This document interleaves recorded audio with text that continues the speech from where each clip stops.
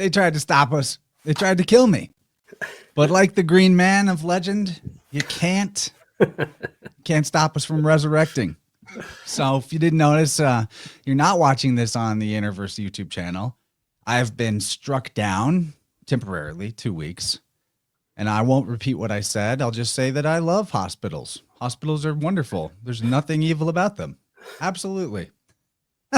So, I learned a little lesson, and I'm appreciative of the kick in the pants that got me to make some improvements to my Rumble channel and get a backup channel going on YouTube, which I can't stream to yet. There's like a 24-hour window waiting period, but I just posted that. We're on Slick's YouTube right now. You can find my backup at InnerVerse with Chance Garten, kind of a big URL, but you might want to grab a subscription to that as well. The InnerVerse channel will be back in 2 weeks. Yeah, we're here. I've also got Rumble going, like I said, even got the integration where I can bring up comments from Rumble on StreamYard. That's a big improvement. So I think Rumble's pretty amazing. It's even got a green logo, which fits with our theme. Thank you, Zaralath. Yes, be bold. Yeah, who knew talking to a ghost doctor would be the thing that got me a 2-week ban? I didn't expect that at all. But I'm so excited to do this conversation. I just helped my wife give a bath to our baby using one of Kyle's products, this oatmeal baby bath tea. That was really nice. My job is to hold the toy and sing and dance so that the baby will not be too upset about all the uncomfortable scrubbing. So that went really good. But man, I'm just excited to be back with the brothers, the Great Whiteboard Brotherhood. How you guys doing? What's up, Chance? Good. Happy to be here. I What's like up, everyone's fellas? green. Looking good. Yeah, man. Perfect You were work, going to get a fellas. pinch through the screen if you weren't wearing green. That's what I was saying before we went on. We could call this the Doctor Doom episode. Oh man, there's probably something there with the Green Man. So Kyle, why did you want to do this subject? You're the one that brought it to our, to our lodge. Well, I have no idea what's going on with the Green Man, but I got snared, and somewhere along the way, as I'm just like in this research, following this path of the Green Man, I brought it up to you and I said, "Hey," it was you texted me on the solstice, and you said that you found some of the updog that has yerba mate and holly, and I said, "Oh, that's the Holly King. That's one of the versions of the Green Man." And I'm drinking it right now. You sent me a text back that moment that said, "I was just reading the words Green Man in my research right now," and I was like, "I've been meaning to ask you." I'm just following this trail of synchronicities. And it was like, okay, there it is. It was literally one of those things where my eyes crossed over the word Green Man on my ebook as the text message notification drops down, and in the wall of text, I see the words Green Man. So it was like, Green Man, exact moment. So yeah, it's kind of a wild trip. And there's this, I guess one of my questions early on was like, who is the Green Man? What's going on here? And I've learned this story about, you ever heard about the Sufi or Arabic saint? What's his name? Al Qadir.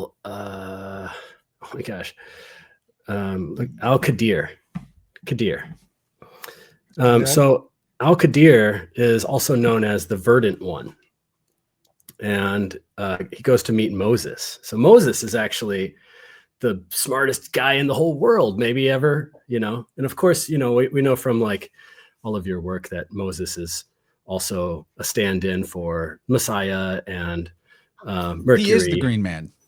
And but at the time, Moses was the most brilliant. He was trained by all of the priests for decades and decades of Egypt, and boastfully ask, "Is there anybody that can rival my intellect?" And they tell him about Al Qadir, and he goes to meet Al Qadir, and he's really troubled by his actions. And he's like, "Why'd you do this? Why did you do that?" And Al-Qadir represents the archetypical hermeneut. He is this a way shower that is a representation of the path of devotion. And at the time, Moses' arrival to him was the path of comprehending. So Moses is the mind, and Qadir is the heart. And so in answer to his questions, to Moses' questions, why are you doing that? This is crazy. I can't believe you're doing all this. He says, I could tell you the reason why, but then on this path, we can no longer be. In other words, he's saying, if I tell you, we will be in the path of the mind, no longer be on this path of devotion and devotional heart. And so that's kind of like the whole thing I'm playing with the Green Man, is when I start to find that I'm falling into this cerebral space of pursuing whatever arrows and breadcrumbs of synchronicities this entity within myself is leaving, then it stops. So it's kind of like a heart path exploration. And from that, it's tied in so many veins of research, all the way back to the Garden of Eden, all the way up to the Jolly Green Giant and the Grinch who stole Christmas. And so there's just so much fun with the Green Man, lots of fun to unpack. And I'm super stoked to be talking about it today with the Great Whiteboard Brotherhood, the Great Green Board Brotherhood today. That's right. Awesome introduction. I love that whole path of the heart element to it. It's very much a shamanic thing. Like, you gotta just surf that line between focus and fuzziness if you want those epiphanies to really pop off and keep flowing. And you can't even really want the epiphanies. It's pure paradox. So I'm going to kick it to you, PK. I'm sure that you've been doing your homework. You're a studious one. I've been doing a little bit of homework. I want to say I'm really happy to be here, and also that the InnerVerse podcast will rise again like the Green Man. So it will just take 2 weeks this time, right? Just 2 weeks. Just 2 weeks. I really like where you're going with that, Kyle. And I feel the same, that trying to reach this with the mind, it's like you almost get there but don't quite get there. And I think there's something to it. Where I was going with this, which I'd like to just speak on later, is sort of the self-consuming ness of this world, of the universe, of everything, that the whole life begets life sort of idea. I think that's really big with the Green Man and really hard to wrap your head around. And there's so many ways that one can kind of pursue that thought. You can even get, it's kind of obvious in the physical, with eating and consumption and just look at all life around you. And then there's also a mind, a psyche aspect to it as well, with the ego always wanting to be kind of self-consuming, this quest for knowledge that everyone's on. It's a never-ending quest. There's no end to it. It's insatiable. So I'll end there, pass it on to Gabe. Big ups. I thought it was Wolverine. This is Gabe. That insatiable drive. I recently was meditating on the difference between the Promethean spirit and the Faustian spirit. And they're often conflated for one another. And when we just say simply that drive, that self-consuming drive to always improve and always, strive for one-upmanship of yourself, one-upping yourself at every chance. The Faustian spirit has more to do with like consumption, the inability to be done consuming and never being satiated, such that his final phrase when he loses, depending on if you're reading it through Goethean eyes or otherwise, when he loses the bet is when he says, "I'm satisfied, let this moment stay."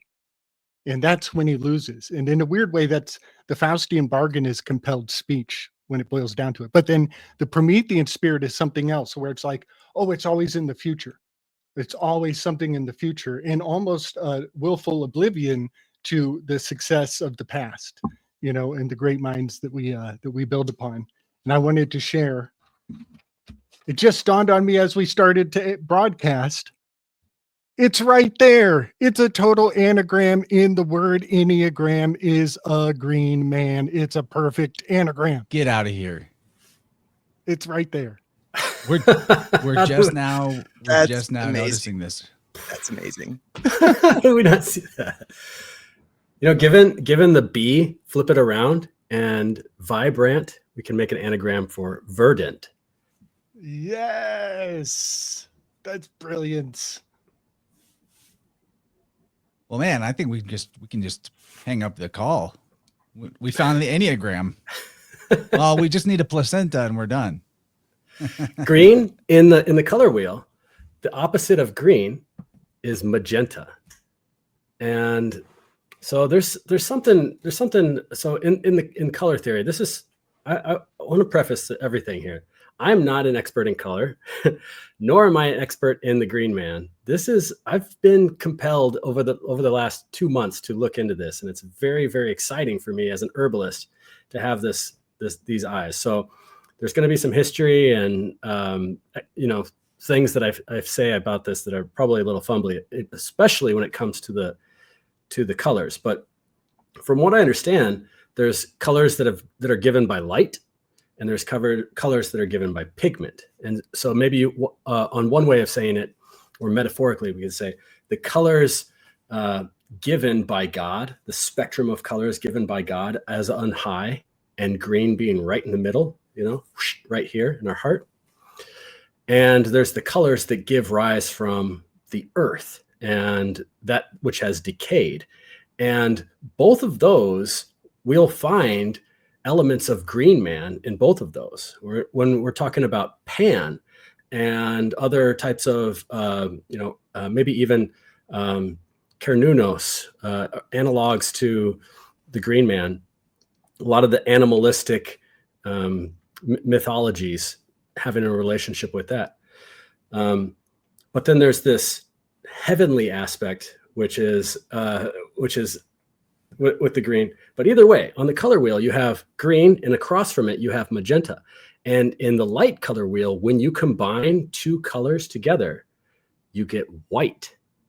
And on the pigment color wheel, when you combine two colors together, you get black. And so as I was thinking about this just last night, I was like, man, I have seen so much magenta lately in advertising, in like AI art. It's almost like a call signal of sorts.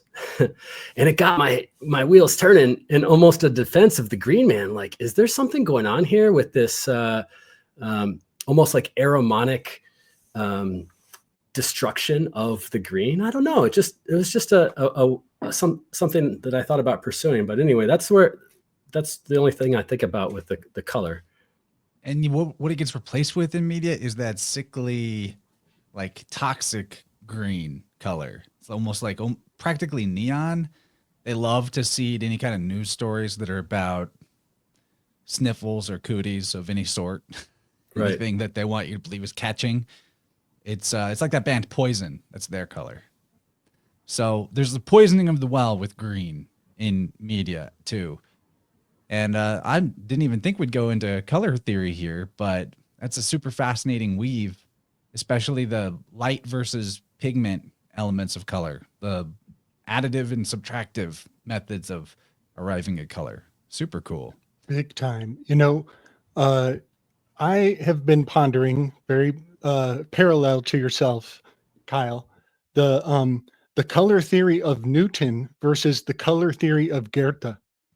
And I think that these are two completely different ways to think of what color is. And I think we're kind of catching on to the Goethean color theory more so in these modern times. I think he's being proven to be more correct than what Newton put forward. And a great amount of what I've learned from Plato's Republic is that they use language to imprint onto the population a faith in the color purple, and that the color purple is the purest of all colors. It's the royal houses are signified by purple, but something in our words still has this program in it.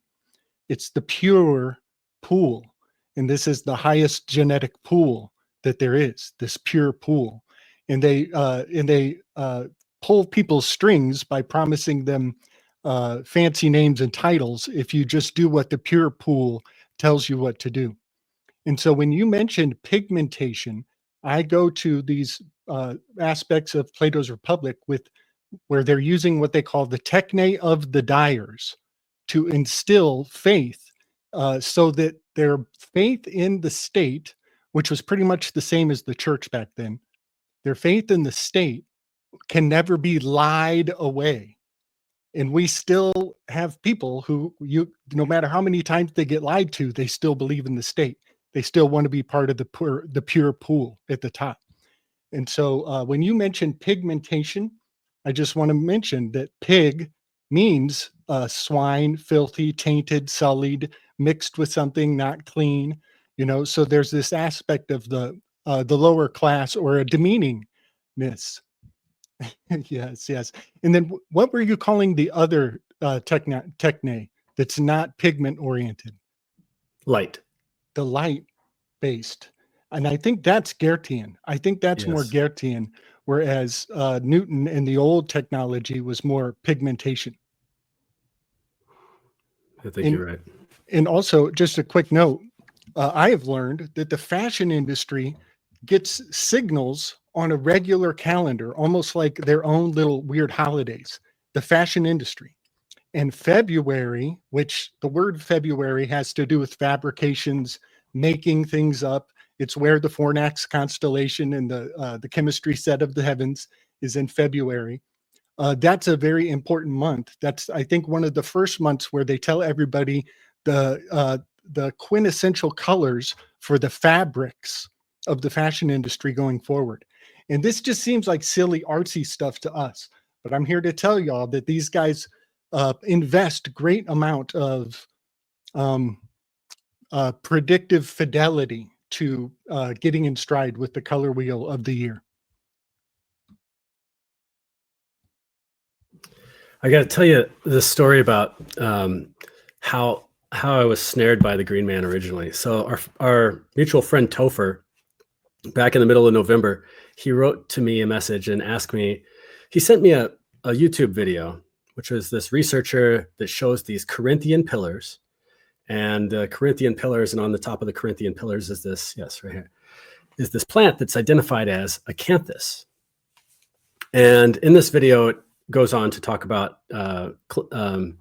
it's making an argument for the millennial reign of Christ, which is also very interesting. And if we don't even have to go there to talk about the Green Man, but it's kind of fun to talk about. So this is what started my exploration on it, because he asked me if I knew anything about acanthus, and embarrassingly, I had no idea about acanthus. However, it is something that I use. It's something that my wife, who is the artist in our brand, uses all the time in our stylistic designs of our newsletters and our zines. Once you start to see the style of acanthus and the ways that it's portrayed, you'll see it everywhere. Like it's on the back of my chair right here, just as like an engraving of swirling, almost like paisley shaped leaves. And what's up, Mario? Hope to catch up with you soon. You're on my list, Mario. We got to get you back on a rant. Good to see you, man. Yeah, so acanthus is like the quintessential foliage decor design style, is what you're saying. It's what I'm saying, but it's like one of the things that I thought was really strange. It was just like a flag to keep going into this realm was not, it's not something that any of my professional cohorts had any exploration of with either. Like, it's like, in the field of herbalism, we're always like, oh, there's no such thing as a weed. Everything's got a medicinal value, or even if it's ecological value, there's a medicine for the land or something like that. But nobody, it seems like, except for way back in time to Galen, which we had to use PK to help us translate, is talking about this plant, acanthus. And so it was even like a question of, is this, the Corinthian pillar, actually a depiction of the plant that we now call acanthus, or is there something else going on? And from this plant, and if you could move ahead a couple of slides so you could see there's another stylization of this plant, acanthus. From this plant is where some of the most European, or I should say Central European-esque green men features come from. It has such a watery, like wavy spiral to it. Yeah. I was just about to say it's not that thorny. And when you look at the Greek, the translation is usually the 1-to-1 is thorn, thorn or thorny. So it is very curious that this plant doesn't appear to be thorns. The premise was, in this particular video, was, okay, you'll find the word acanthus in Greek in the Genesis, where God cast out Adam and says, here's your curse. Your curse is the thorns of the earth, acanthus. And then again in Matthew, when Jesus is crowned with these thorns, acanthus. In other words, the story of Jesus taking on the curse of the fallen man and overcoming it. Right. And so it's really interesting to think about too, was this a plant? Was there a plant called acanthus, or that represented these, something that actually was a plant that had thorns and had berries that we're now calling something else for cover? That in the millennial reign of Christ, if that, if we're following this timeline of millennial reign of Christ, that Jesus cast away. It was like the spirit of the plant represented this form, and Jesus overcome the curse, and boom, the plant is gone. It's no longer there. But I'm really interested in how the green man, and how this particular plant represents also the green man and all the faces of the green man. How green man can also is something that's really carried forward through Christian iconography, and how it's represented with similar form and morphology throughout the other places that it's told.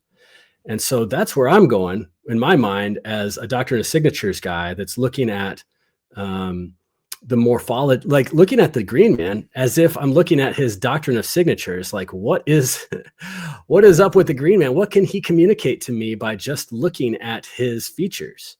And that's where I'm going with this, and that's where I've left off with the millennial reign of Christ and acanthus. But it's a really important plant when talking about the green man, is this mysterious thorny spiny plant, spine. There's the columns. PK brought this up in our chat too, with the spine, the columns, and Jesus would coming back as flesh and bone. And to me, that's really interesting, because he doesn't come back as flesh and blood. There's something that seems to be a theme going through a lot of the enlightened beings, in that their red blood may be replaced with something like a chlorophyll-like substance that is capable of permitting energy and through the light of the sun. That's just something else that I've been thinking about. Little green men from Mars. Yeah. No, but that's an interesting point. We hear these accounts of the ability to subsist on like sunlight only, sun gazing and all that. And in terms of the alchemical laboratory of our biology, the human being is kind of the container of everything, right? Like a fractal microcosm of the entire universe. When I see the word acanthus, though, I want to just hone in on right there in the middle of the word, can't. So can't is a kind of an out of usage term, but it's basically related. It basically means jargon, or like terms of art, but they also used to call it argo or argao. and it's basically like a secret language. So it's not exactly the same as, I mean, honestly, legalese and the way doctors talk is sort of a type of cant, but it's not as intentionally hidden and intentionally meant to mislead. It's just sort of over people's heads. But it comes down to us from probably Gaelic, the old Irish and Gaelic word cant or cant, meaning speech or talk. Also in Latin, you have the word for sing, cantare, possibly related to it. But why I'm bringing up cant and like the secret language is that, first of all, plants are themselves a secret language. You know, if you know what you're looking at, there's an entire visual, well, all senses are being activated, and the plant is speaking to you about what its virtues are and what maybe its perils are as well. On top of that, though, the use in architecture and especially like cathedrals where the green man is so prevalent in medieval ages, could be that, you know, maybe a stretch, but when I see this word cant and thus, it's like cant theos. You know, I'm thinking of the secret language of God, and that maybe there's some kind of mystical, synchro-mystical meaning behind the name of this plant that's indicating to us that what the priesthood originally was about was the secret of letters, secret of language, and that still is, but is kind of lost on people. You know, it's the code. Right. People's belief is fundamentally rooted in the idea of leaves, you know, and even some of the secrets to good rhetoric is syncopating to the circadian rhythm, so that you know, the cadence of your cant of the song you sing has a sacred harmonics. But I'm just realizing as I'm looking at this, I think I have a plant that fits this description in here in my house. I've had it for years, and we always just called it the never die plant. And it's this amazing branch of a, looks like some sort of conifer. It looks kind of like a conifer, and it's just wrapped around a stick, a dead stick. And once a year, maybe, my kiddo will pour water on it and it comes back to life. It turns green again and it comes back to life. And then it withers and goes brown and dead like bones and flesh.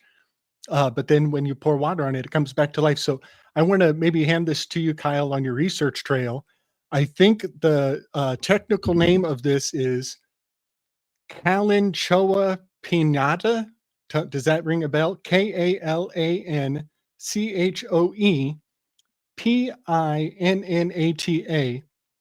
And this is commonly known as cathedral bells, air plant, life plant, miracle leaf, and the Goethe plant. I'm not even kidding. Its nickname is the Goethe plant. And also the love bush. Yeah, very Goethean. But yeah, and recently I was listening to some people like Giorgiani talking about crop circles and how they actually have measurements on the plants weeks before crop circles appear. The plants are giving off vibrations before the crop circle arrives.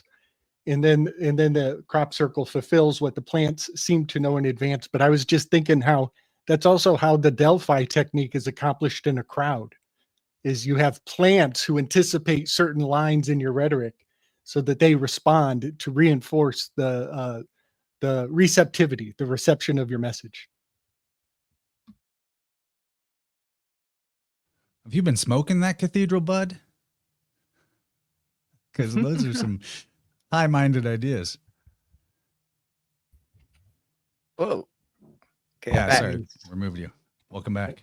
Hey, thanks. So I like where this is going. It makes me think of, have you guys ever noticed, I've you know, maybe a year ago or so, I went to this kind of off in the woods, an old graveyard.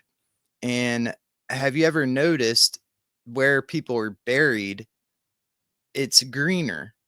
And apparently this isn't a one-off thing, but you know, it was very obvious where I was. Where the people were buried, the grass was more lush and more green. So it has me thinking of that also. So going to like, putting the blood into the earth, right? We fertilize it in a way, we give our nutrients back to it, right? And I think it's kind of weird to think about how what we do now, right? We put ourselves in boxes. We take what's it called when you embalm? We embalm our dead and then put us in boxes. And it's like, when does that flesh and bones go back to the earth? And what are we doing by not going back to where we came from, in a natural process? So, those are some questions I've been wondering. Yeah, man. Yeah, it also makes me think of going back to this blood and sort of a sacrifice idea. Well, young girls, women, right, can't procreate until they have their first blood. So, that in and of itself is just symbolic of, there must be blood there must be that sacrifice to, reproduce, to have life. That's intense. Good point. That part about it's always greener around cemeteries. Nick from The Occult Rejects was doing a whole research on why is it that everywhere there's a Masonic lodge, just up the street is always the cemetery. And it makes a lot of sense, actually, because they had their hand in civic design of the city. So, they're glad handing the circle to make sure it stays in the family. But then it comes across the radar that thanks to Vanilla Ice, that if you bury a loved one from your family on your property, you no longer have to pay property tax. Which, PK, I know you've got it locked and loaded. You should be paying property tax to begin with. You don't need to bury him. Just throwing it out there. He's like a mainstream guy saying that on a channel with millions of views. It's like, what is the angle here? Totally.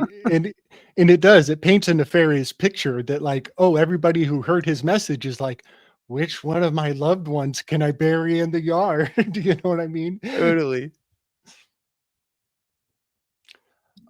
I want to mention Anchorites, Kyle, because that acanthus is very proximal to an anagram for Anchorites, and Anchorites were extreme aesthetics who would were actually rooted into a location.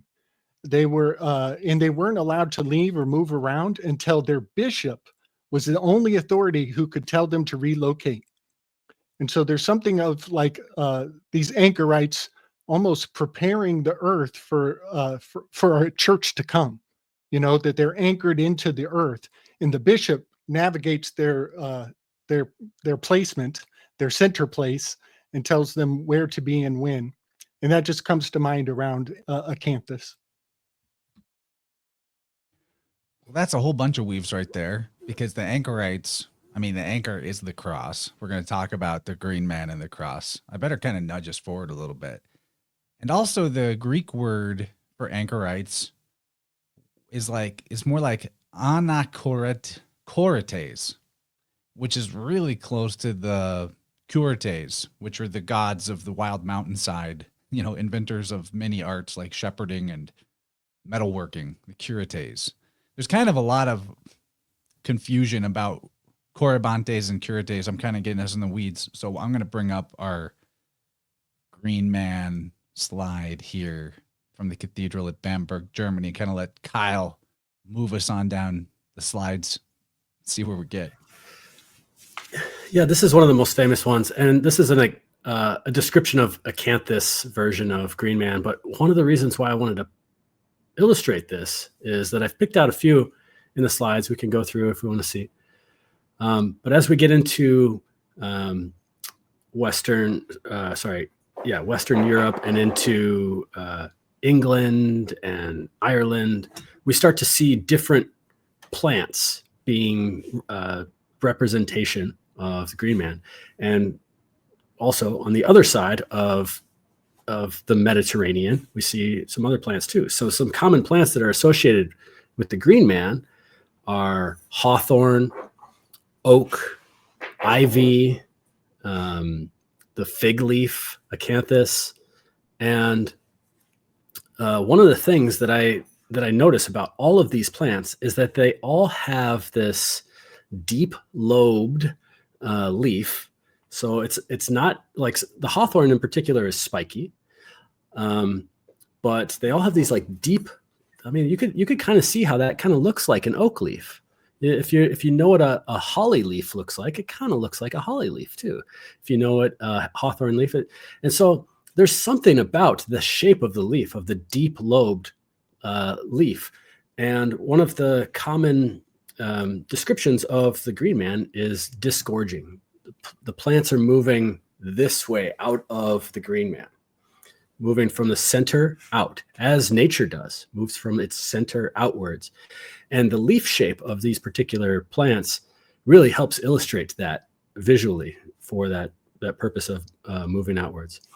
And You know, go ahead. Yeah. I just want to say, I'm thinking about the meteor showers and how they seem to be streaming almost out from a center. You know what I mean? And they could be, I mean, we're supposed to see them as coming towards us in a funnel, but you could also even think of it going backwards, as if the face of God were coming down to check on you guys. Are you guys keeping the harvest right? Yes, that's awesome. Yeah, especially if meteor showers represent. So this is the other thing too, is that meteor showers have a cyclical nature. There is a calendar aspect to them. And so one could even say that there could be an archetypical seeding of events and things that occur in nature, from the germination to the fruit ripening to so on and so on and so on. And so one of the features that's often portrayed with the motif of the Green Man as a face is a plant that has this calendar-like representation that you could see and track. And I really like the idea of communing with the Green Man on my turf. Like, where's the Green Man in my yard? Finding a plant that I could say like, wow, that really looks one way in the springtime and has all of these different features throughout the year, but I could still identify it throughout the year as all of these, and almost like the cycles of the Green Man. So the Green Man as a calendar from the young part of the year to right now, we're at the part of the year where the old Green Man, old Holly Man, the Holly King, also in previous representations of Father Christmas, the precursor, the proto Santa, which was always green, carrying a tree, and with a laurels around his head, the wild man of the wilderness, and so on. When I see one thing I want to bring into the weave is when I see all these green men heads, that it's typically just the head that you see or the face.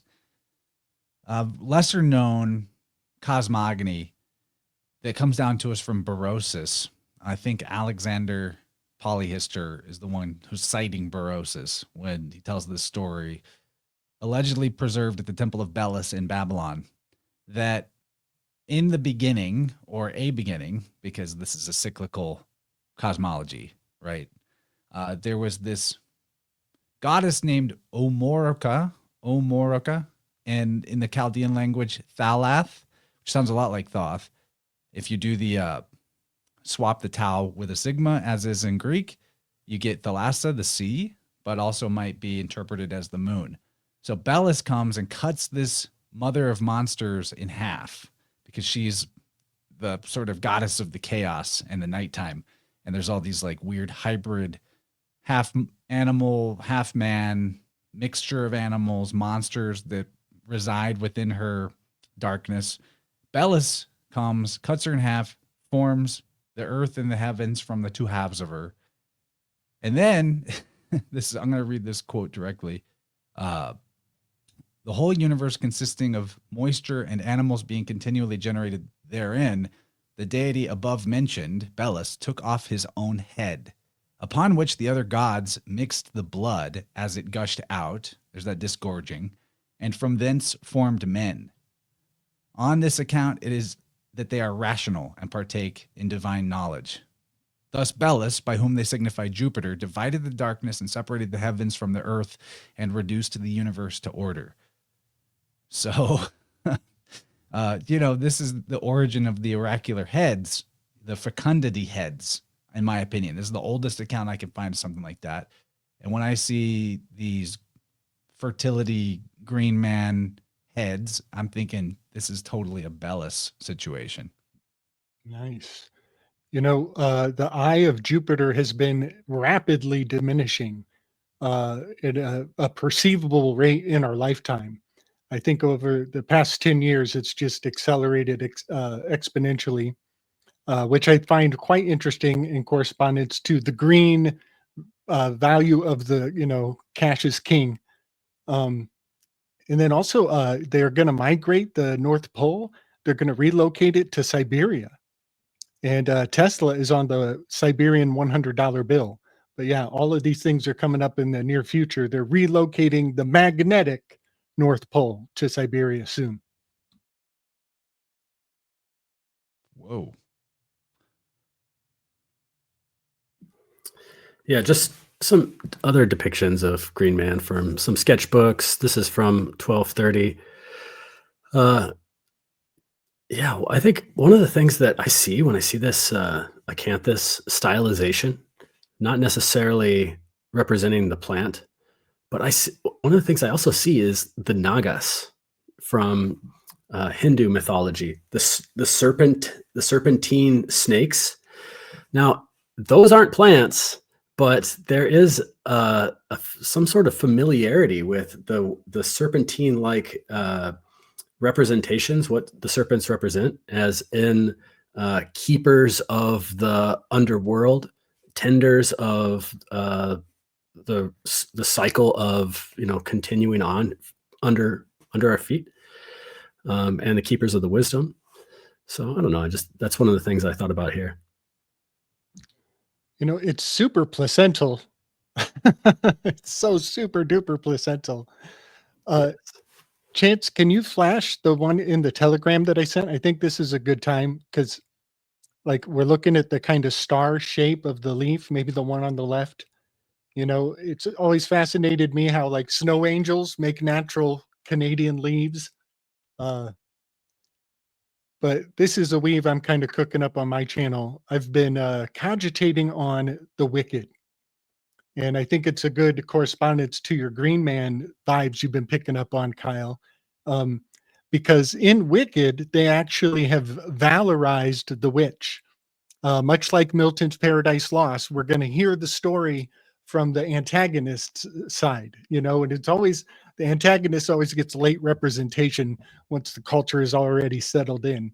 Now it's time to shake the ant jar. So the witch ends up being the good guy in Wicked. And Galinda is we find out that she's a, typical backstabbing biap. So she's placental. Galinda is magenta colored. And Alphaba is black and green. And I'll just point out, February is Black History Month. February, Alphaba, fabricating.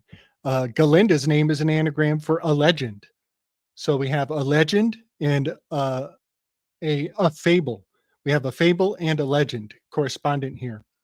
But I just, real quick on the weave, wick is to absorb, much like we're talking about the techne of the dyers, the pigmentation style.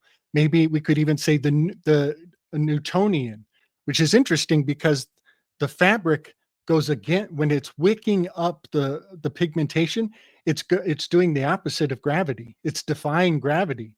When it picks up the pigmentation, it lifts it up. But yeah, and I just want to point out that wick is to absorb. ED is split tongue. This is serpent biparius. This is split tongue language. To the male ear, we hear E period D period is the abbreviation for erectile dysfunction. Ladies hear something quite different. Ladies hear eating disorder.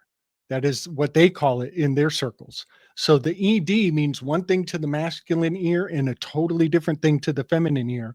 And let's not miss out the fact that these two ladies are quickly emaciating. As soon as the film comes out, they start to dwindle, much like the eye of Jupiter.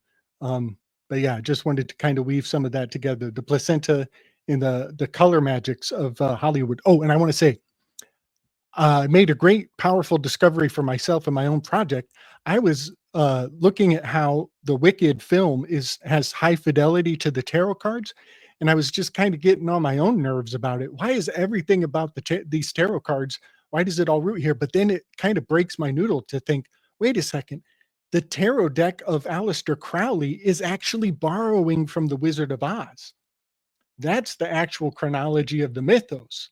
And so it's kind of fun to find where the snake is eating its own tail right here, that these tarot cards are actually borrowing from the iconography of Oz. And so, yeah, those are some of the weaves I'm bringing forward. I could pick up on this bat weave because in shamanic herbalism, the bat spirit is the remedy for the antagonism of the bat spirit, which is, has to do with viral, blah, blah, blah, is the holly tree. And the holly tree is in Dr. Bach's flower essence, a specific for people who have the experience of feeling irrational fear or hatred projected onto them, or projecting irrational fear and hatred onto somebody else. And where this occurs in the human biofield, as Chance knows too, is right behind the left shoulder blade, right where your wing would be, your left wing. And that's where our vulnerability to as the Native Americans would call the bat people, would be lodged in right there. Now, we can get into the I mean, you're so on the money too, because the bat is associated with vampirism, and what do people call that type of drain that is hitting that vulnerable behind the left shoulder point? The pit of despair, the left armpit. It's like energy vampire. Right? Yeah, man. Yes. And isn't it interesting that the holly leaf is shaped like, you can picture a holly leaf. I have one in the slides too. A holly leaf is shaped like Batman's bat symbol. When you see the halls decked with bounds of holly, there is a Celtic way of protecting our houses with, as if we are fortifying our houses, because bats, they eat of the bloodsuckers too. So they also have an ecological way of preventing the bloodsuckers into our area as well.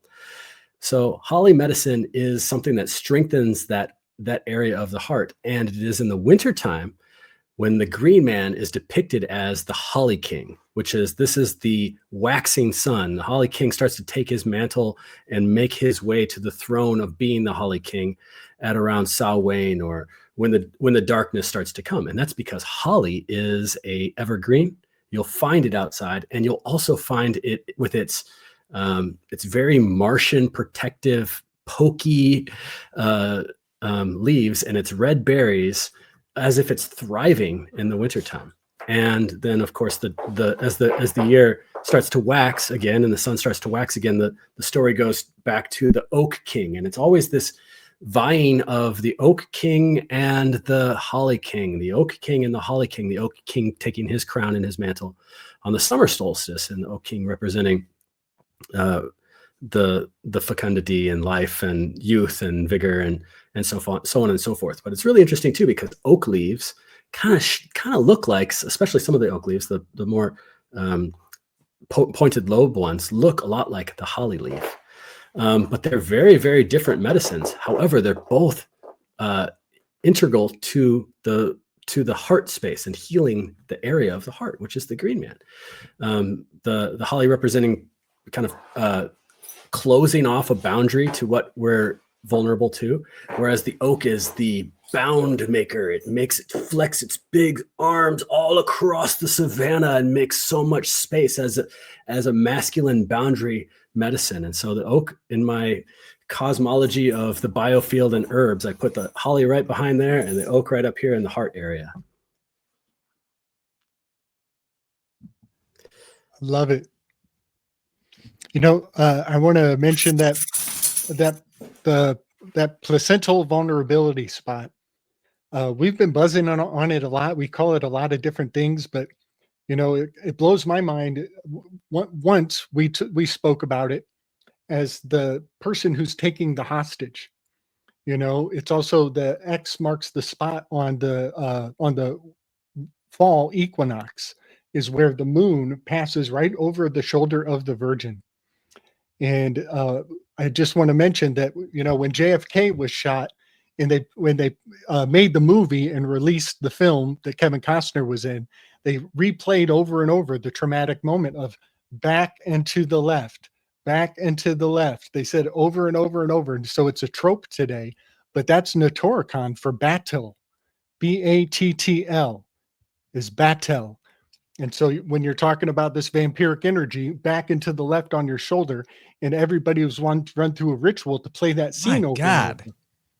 It puts them in the placental, in the sweet spot for the, you know, infantilization of the psyche. Wow. That's so awesome, man. That is I awesome. never in a million years thought of the JFK ritual as also intentionally targeting people's vulnerable zone in their biofield. But man, did it ever. It's still being talked about all the time. No one can forget it. Yep. Bat tell. And that's what the Batman sign is, to tell Batman to get to work and come see the commissioner. And it also tells all the criminals they got about 30 minutes before Batman gets his debriefing, and then he's on the job. Yeah, the bats, they can't see. They project their world through other means, of course, you know, sonar, that type of thing, and they're hanging upside down. So there's an inversion and an illusion, and that's why bat medicine, Hollywood, all of these things, like you wouldn't be able to make the illusion and cast the narratives in any other place other than Hollywood. That's where it's meant to be. Despite the phrase blind as a bat, bats actually can see better than humans. Yeah, that is interesting conundrum. I always love to point out how Hollywood has a holiday. Clearly, Halloween is the holiday of Hollywood, to where, you know, all the kids dress up like the characters. All right, before I go into the atom weaves here, PK, do you want to drop any gnosis on these variety of subjects we've been putting on? No, I think it might have to do with the atom weave, because you were mentioning 3 plants there, or 3 trees, right? You had the holly, the oak, and I forget the other one. But there was one about, there's 3 trees in this atom weave that the 3 seeds are said to spring up. And I'm looking for it now. If anyone knows in the chat, drop it. But I think it's like cedar. Could be. Oh, you got it. Perfect. Cedar, pine, and ash. Ash. Yes. Yep. Yeah. Okay. Cool. Yeah, we're good. We're in good company. Let's keep going. So, do you want to tell this mythology, Kyle? No, I learned this from PK. So, but it's perfect. So PK probably knows.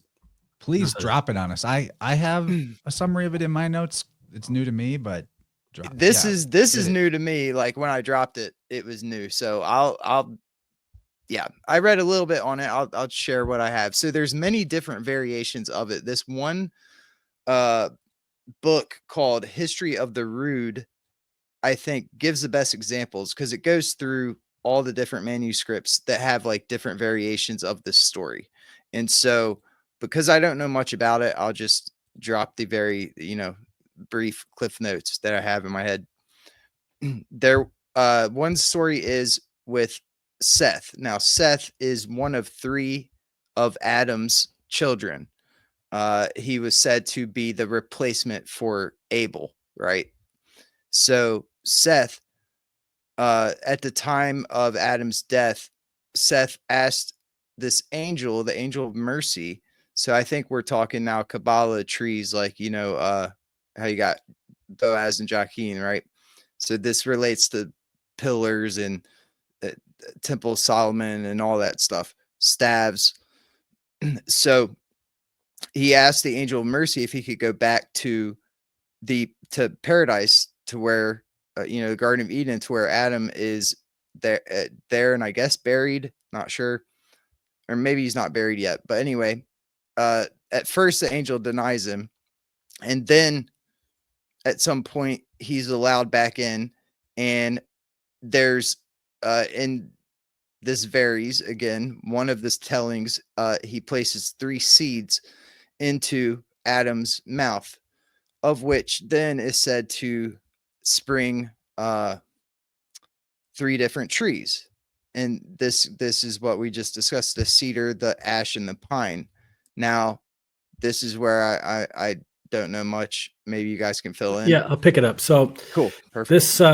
This tree, these 3 trees, there's the story goes that Moses came across these 3 trees and used some of it in his magic staff for finding water. So there it continues again. Also, Moses's magic staff has a lot to do with the idea of the Nehustan, or the brazen serpent, which is a type of a crucified savior. It's a snake on a pole. It's a forerunner of the idea of the crucified Jesus. And they say that's the same staff that David slayed the giant with. Yep. Yeah. And Gabriel's brought up before about the representation of Moses's magic staff having to do with the sine wave of the lunar standstill. I'll let him talk about that. But so anyway, the story goes that this tree just keeps coming up over and over throughout the Bible. This is something that Solomon found, and he's like, I'm going to build a temple, and I'm going to start with that tree right there. And so he has a worker cut down the tree, but magically, every time he goes to put the lumber into a place, it shrinks and it's too small, or it grows and it's too big. So he's like, dang it, what am I going to do with this awesome tree that that was disgorged from Adam's mouth, basically? So he decides to use it as a walkway across the stream, invites the Queen of Sheba, the Sibyl, to, hey, check out my awesome pad. This is going to be awesome. Queen of Sheba, come down. And she recognizes it right away as a symbol that will save the world, And so she decides not to cross over it, not to walk on it. And she walks through the stream, as the story goes. Eventually it gets washed away and taken back to be placed in its original position where Adam was, which is buried at the hill of Golgotha.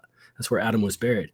And it was placed there as the crucifix in which Jesus was crucified on. And so some accounts, early accounts of the crucifixion was a pole, and then it turned into a cross, and so on. There's all the alchemical symbolism to deal with that. But the whole story of the legend of the rood has to do with Seth getting these seeds and placing them underneath Adam's mouth. And so it makes you wonder, especially as this PK found this really great PDF, and in the narrative of the PDF, she's just labeling what she sees here, but she labels, instead of labeling this as a green man, she labels it as Adam being fed the 3 seeds of the tree of mercy. So it's almost like whoever presented this is making that assertion. And I think it's a really awesome way to look at the green man through this Christian mythology, or which could be, put on any type of mythology, which is first man giving as a sacrificial offering to the land or to all the generations to come. And it's his sacrifice, or their sacrifice, that we also take part in, and we could find in ourselves for the future and for the past. And also, going to the Garden of Eden to look for the tree of mercy is almost like a way of petitioning. Can my Father have permission to heal the past as well, and his past transgressions? And that permission is granted in the devotional path, through the devotional path of the tree growing into the green man and so on. And so from one point of the river where you start, you'll never know where that stream will lead you, but it will lead you to the answer, which is yes, it will be redeemed. So this is from the PDF that you just brought up, and I love the take that you just gave us for that, like a spiritual center to this legend. Here is an image, from the PDF you mentioned, pictures of the green man, and you see this is Adam at the bottom with these trees growing out of him, and then Mary and the Christ child like standing on the head. So to me, this is a really great artistic representation. And remember, the Masons who were creating these buildings, they were priests. Masonry and priesthood and, the secrets of sailing and navigation, these were all tied together. It was like one guild. They controlled and compartmentalized this information. So when we see Mary and Jesus standing on the head of Adam, and it's sprouting as if it's a seed, this is exactly like when you see any of the other gods, Aeon or Phanes or Mithras, standing on a stone, or emerging Brahma coming out of the cosmic egg. It's the same concept. So it really goes to show how before more modern times, where Christian dogma has been like really sort of pruned back, and whittled down and minimized and literalized, that it was kind of just perfectly obvious and well known, in my opinion, or at least to those who were initiated, that the idea of the great father, or Kronos, is synonymous with the earth itself. Hence the name Adam actually coming from the same word that means earth. And a lot of more modern theological takes on that are saying that it's because he was made from the dirt. But I go back to like the meaning of the word Adama in the old Ethiopian, meaning the whole earth. And I have more notes on this, but just off the top of my head, I have strong reason to believe that Adam, meaning earth, actually means like the whole earth, the entire earth. Because of course that is the father or mother of us all. And it's an androgynous entity. So another element to this is the savior, protagonos, son of God individual himself is said to be the reincarnation of Adam. And in whatever different version of the cycles, it's whether it's Manu from the Hindus or, the Jesus himself in the Bible, the last incarnation of Adam, it's the same being regenerating in a cyclical fashion, just on a bigger scale, in the same way that the year regenerates itself. So to see Jesus and Mary coming off of the head of the green man, who is Adam, is telling us that like they are an extension of Adam. they are Adam. Jesus and Mary together being kind of just like the male and female halves of this one being. They're singular androgyne, almost like Janus-esque deity in this depiction. I think it's so cool that this was dug up. I had no idea about this mythology of Adam and the three seeds. Like in the version of it I found from a book from the 1200s called The Golden Legend by Jacobus de Voragine. It's called a hagiography, so it's like a wisdom text. And in his version of it, they even call the seeds, they call them kernels, which is where we get the word Kronos, Krn. You also have the versions of the green man, in my opinion, Kernunos or Cernunos, which is more of a horned entity. That's why I said at the beginning Moses is the green man, because other versions of this same iconography kind of depict it more about the animalistic qualities rather than the, is it flora or is it fauna? They kind of overlap. But these horns represent the rays of the sun, which is in terms of the yin and yang, like Mary and Jesus, the earth and the sun are the mother and father of us all. And they're kind of both, and that's fine. But that word in its etymology, KRN, whence we get Kronos and Father Time and the great father of all men, that root KRN means horn. It means plenty, like cornucopia. It means radiance, like the rays of the sun are like horns coming off of the sun. So that's why, or you could say, you could understand why Moses in ancient artwork is depicted with horns so frequently. So I love this because it's one of the best pieces of physical, archaeological, architectural evidence that supports the weave that I make all the time, that Adam and Jesus are the same guy, just in different eras. I mean, you literally see things growing out of him. And also supports my weave that I brought up about Belus, that the severed head of fecundity and fertility is cognate with the idea of the cosmic egg. The head and the egg are dual symbols, along with the ark, along with the idea of the seed and the earth itself. It has to do with that which opens, and the opening of which brings about the birth or the generative power, or the beginning of a new age, a new world age. So this is like my favorite thing about our whole talk, is this Adam and the tree of mercy. And then that it becomes the cross. That's like a whole nother thing to talk about, is the cross. But really good stuff here. Reminds me of Fuxi is like the Adam analog from China. It was the first mythical emperor of China, and the Adam Fuxi and his partner, his wife, I can't remember her name.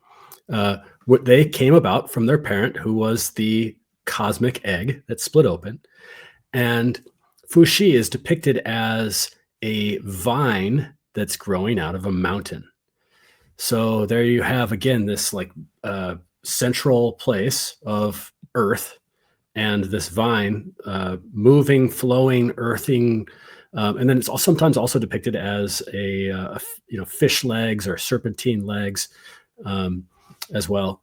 And there's a lot to say about that too. But and Fuxi is sometimes depicted as green. So there's the green, there's the vine. Nice. Yeah. I love that in this next image in your slides of this green man too, the foliage starts to give the impression of horns.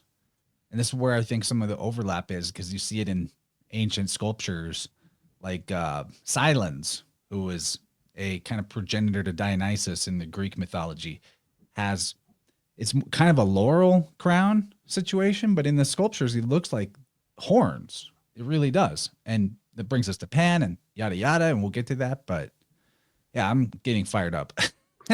This is cool. So fun weave I've discovered around the horns and Moses coming down off the mountain with his horns glistening is that there is a star on the tip of the horns of Taurus. And it is, let me think, Zeta. No. The star is the Crab Nebula itself. Is right on the tip of the horns. And it's the Crab Nebula. And it turns out the Crab Nebula was having a conflagration. It was erupting in the exact year 1054, which is the year that the East and the West excommunicated each other simultaneously at the exact same time, which tells us that they value the execution of their rituals, that they're adhering to the stars. But that was the same year that the Crab Nebula was erupting on the horns of Taurus. And right now, Jupiter just crossed over the Crab Nebula. Yeah. And Zeta Pegasi is the star right next to it that has a great amount to do with the horns of Moses. My behind the scenes producer just notified me that it's not foliage, it's foliage. So Tinfoiliage. I'm not calling her out. She's like, it's great. She gives me all the things that I don't notice myself. I wonder if this is the proto tinfoil. It's library. It's not library. It's not supposedly. It's not. Anyway. Yeah, I love seeing Jupiter out in the sky right now. It's like the horn of the bull right now. It looks like a tuning fork in the sky, like Jupiter passing through it, like it's a ringing the earth like it's a tuning fork. It's really cool. But yeah, I love one of the reasons why I picked this one is because a lot of the green men that you could see in their disgorgement, they look like they're suffering or they're mocking the viewer in some way, as if it's to say like, this is the green man of the pigment. This is what will become of you if you succumb to your material sins, right? And then there's also the versions of the green man, which is like, this is the enlightened, serene, kingly type of green man that you could find in both actually in, two different corners of a church, which I think is really interesting. It just gives a lot to ponder. Then a couple examples too. The one on the left has got hawthorn, and gosh, the face looks so familiar. Doesn't that look like somebody that you know from a movie or something? I'm just trying to put my hand on it, but I love this one. It's just the one on the left is just so ornate, and you can see there's birds in there and there's berries. And so there's this harvest aspect. And then hawthorn also, along with oak, along with holly, like it's an archetypical heart medicine. It's so good for the actual heart tissue, for the circulation, for the emotional heart, for the boundary aspect with the thorns. It's red. And then over here on the right side is a green man with the oak. And one of my esteemed teachers, Matthew Wood, who I heard that Chance is going to be interviewing. I'm so stoked for that. That's awesome. He talks about one time he was kind of shamanically like tuning into the hawthorn tree and asking the hawthorn. And the hawthorn tree replied to him that they are learning how to become the oak. And I always thought that always stuck with me, because the oak is such an old. It's like a symbol of old cycles, because it can grow. It grows big because it continues to die, and it continues to die, and it continues to come back, and it gets so big and so old. And the hawthorn has a similar morphology to it. It's very playful to think about spirits of plants competing to be like or influence one another. And it's really interesting to me to think about that from the perspective of the green man, which is the masculine keeper of these secrets, to find the secret of the hawthorn wanting to become like the oak. The intercessor for that conversation is through this mercurial green man figure, which is the tender, which is the figure that has 1 foot in the realm of man and is shaped like a man and has civility like a man, as represented in popular culture with various green men, and even in the story of Robin Hood and the story of the Green Knight, but also representation of the wild man who can come and go. And this is why I think about it calendrically too, because when we're in the wild time of the year, the chaotic time of the year, it's kind of like the winter, and the wilderness there's nothing more wild to me than the stars. Like that is really the wilderness way out there. And so I see the green man as biblically, absolutely. Yeah. Like when you hear the wilderness, like John the Baptist was out in the wilderness, it describes what he's eating and what he's wearing. All those are constellations, and Marty talks about this all the time. So yeah, just want to point that out. You're super right. The stars are the wilderness. Yeah, and if anybody that's listening is in the Northern Hemisphere, goes out tonight and looks out to the south, you're going to see the hero of the winter, boom, straight up in the sky. That's Orion. That's Orion with his club, and he's holding it up in defense of the charging bull, and you'll find Jupiter in between that spot too. And in the summertime, the same spot, midnight of the sun, you'll see the constellation Ophiuchus, which is again this the oak king, the holly king, Jesus, John the Baptist, lesser, or I will decrease, he will increase. Hawthorn becoming the oak, and so on, and all of that is whispered to me at nighttime when the trees are bare of their leaves and their branches are kind of rubbing together gently in the wind. And that's the sound of the green man telling me these mysteries. That's what my interpretation. So I gotta just pause for a moment and highlight the best comment so far, maybe in months. Okay. It's that truthers who said this. Oh my God. Fourth Emperor.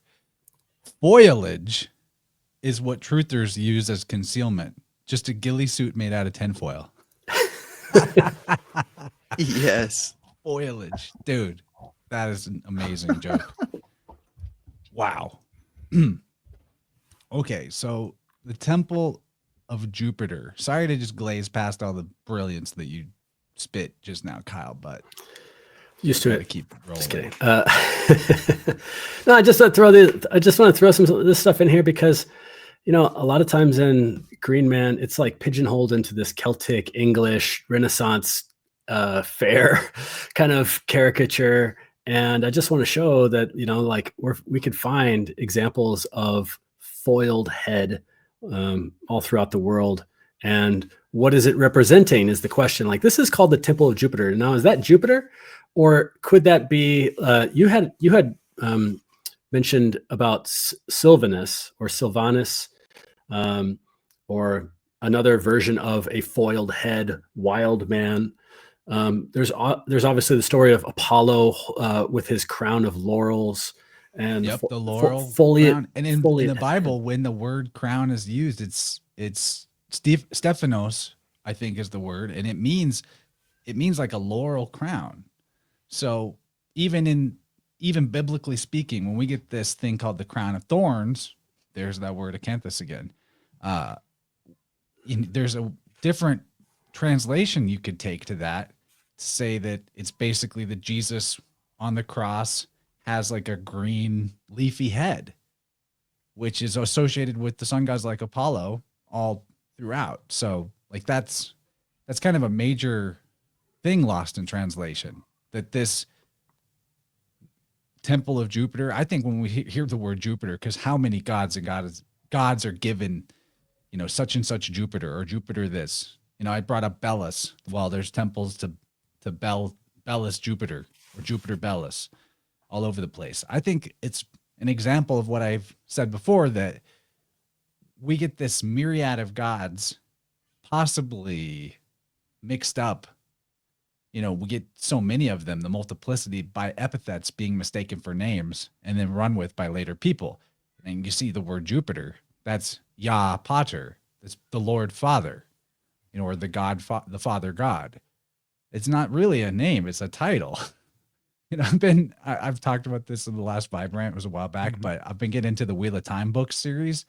And I wish that instead of calling God, we just called it light. Like, thank the light. Does that feel better? I mean, why don't we just do that? It makes just as much sense, maybe more, and we don't get confused about what we're talking about. I love this exact subject because, Nietzsche kind of bitches about this, that the English language gets really weird around causality. And we do sleight of hand on ourselves linguistically when we get around causality. I think this is a great time to express how the lightning is really the Zeusing, and the thunder chants is really the Thor. The Thor is born out of the Father, who is the lightning. And that is a crucial difference, that one is a flash and another is a sound. And so there's actually elemental fidelity to knowing the difference between Thor and Zeus, the cause and the effect. Yeah. I want to say something real quick about the thorns and the crown of thorns and the acanthus. Just looking into Galen and seeing a little bit of how he used the word acanthus and variations of it, was he used it sort of to mean bones, it looked like. So interesting when you think about the crown of thorns and Jesus. Thorns could be the bones, And you could also go one step further, call the crown Malkuth. For those of y'all that know some Kabbalah, Malkuth is the kingdom is here. So he's wearing the crown of thorns. The thorns could be the Klepoth, because also in there was talk of shells and husk and stuff like that. So I think there is a bit of play going on with the language here with the crown of thorns. And so, you know, and crown immediately, one would think Kether, you know, the highest Sephiroth on the tree. But if you look at it from the perspective of where we are, which is Malkuth, that would essentially be the crown of the Klepoth of the thorns underneath.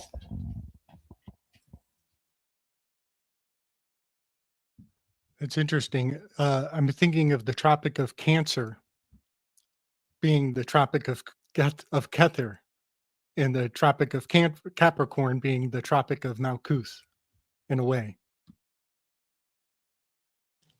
I'll just go through a couple of these foresty gods because I see the chat kind of going there and we've been alluding to it.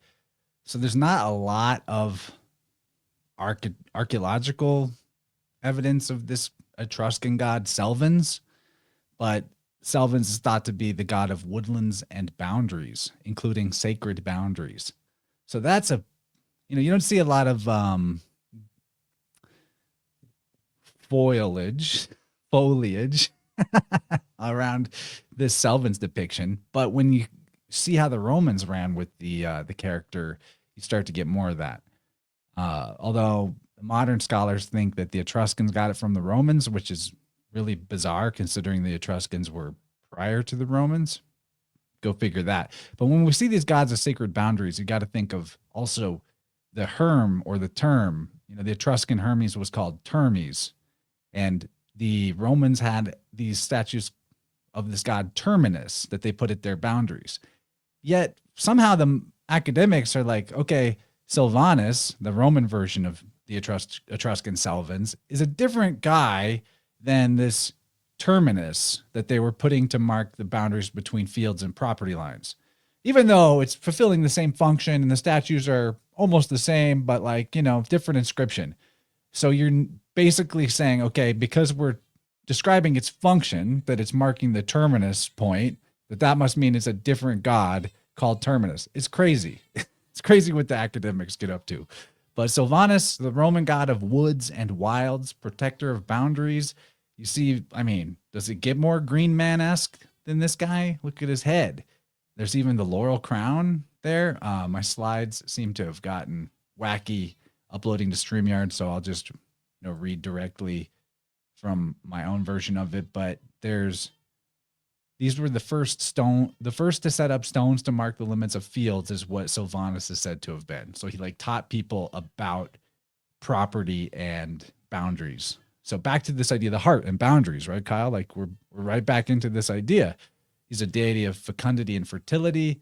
He was a savior of shepherds. So that's interesting.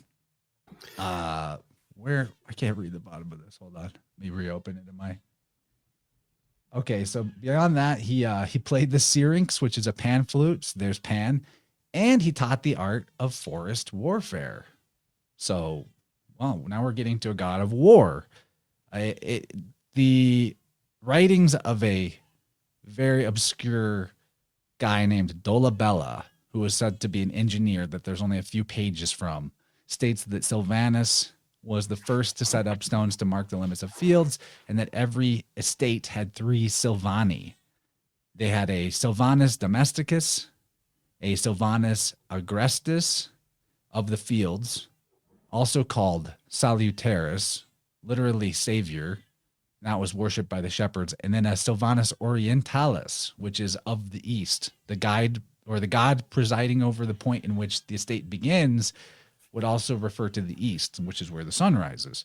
So we've got the beginning, the east. The author Cato refers to him as Mars Silvanus. So there's again, we're confused that they're different guys. There isn't a difference, in my opinion, between Mars or Jupiter or Hermes. They're just different aspects of the one God. That's what makes the most sense. You go back to like the early church fathers, St. Augustine of Hippo, he's appealing to the pagans with his work, The City of God, trying to get them to convert to Christianity, saying, why risk worshiping only a few aspects of the one God? We all know that these different gods and goddesses that you have by the hundreds are just parts of one God, but you know, it's a lot of work to remember all of them. And what if you piss one off by forgetting a few? You know, why not just be safer and just worship the one God, Jupiter?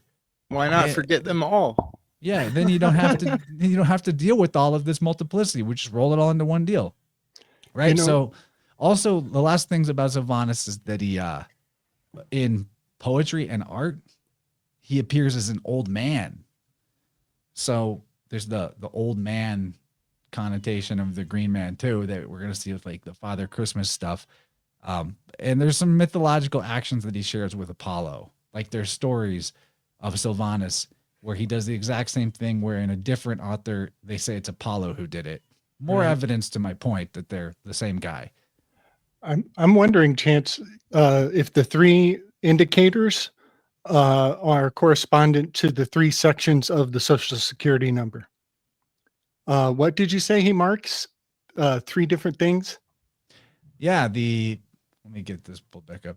It's the Sylvanus domesticus, Yep. the Sylvanus agrestis, and the Sylvanus orientalis. Yeah. So that's like the home, the fields, and the east, or the beginning of the estate. I think they're still observing these components in the segmenting of the Social Security numbers. I think the first is your place number, and then is something about your regional number, and then there's probably your file at Washington. I think you're right. The Check 10 by this out. 10. Yeah. Check this out. So me and my sister have the first same 6 Social Security, but we were born, like, she's 2 years older than me. We were born in the same hospital, but we share the first 6. Yes. No, 5.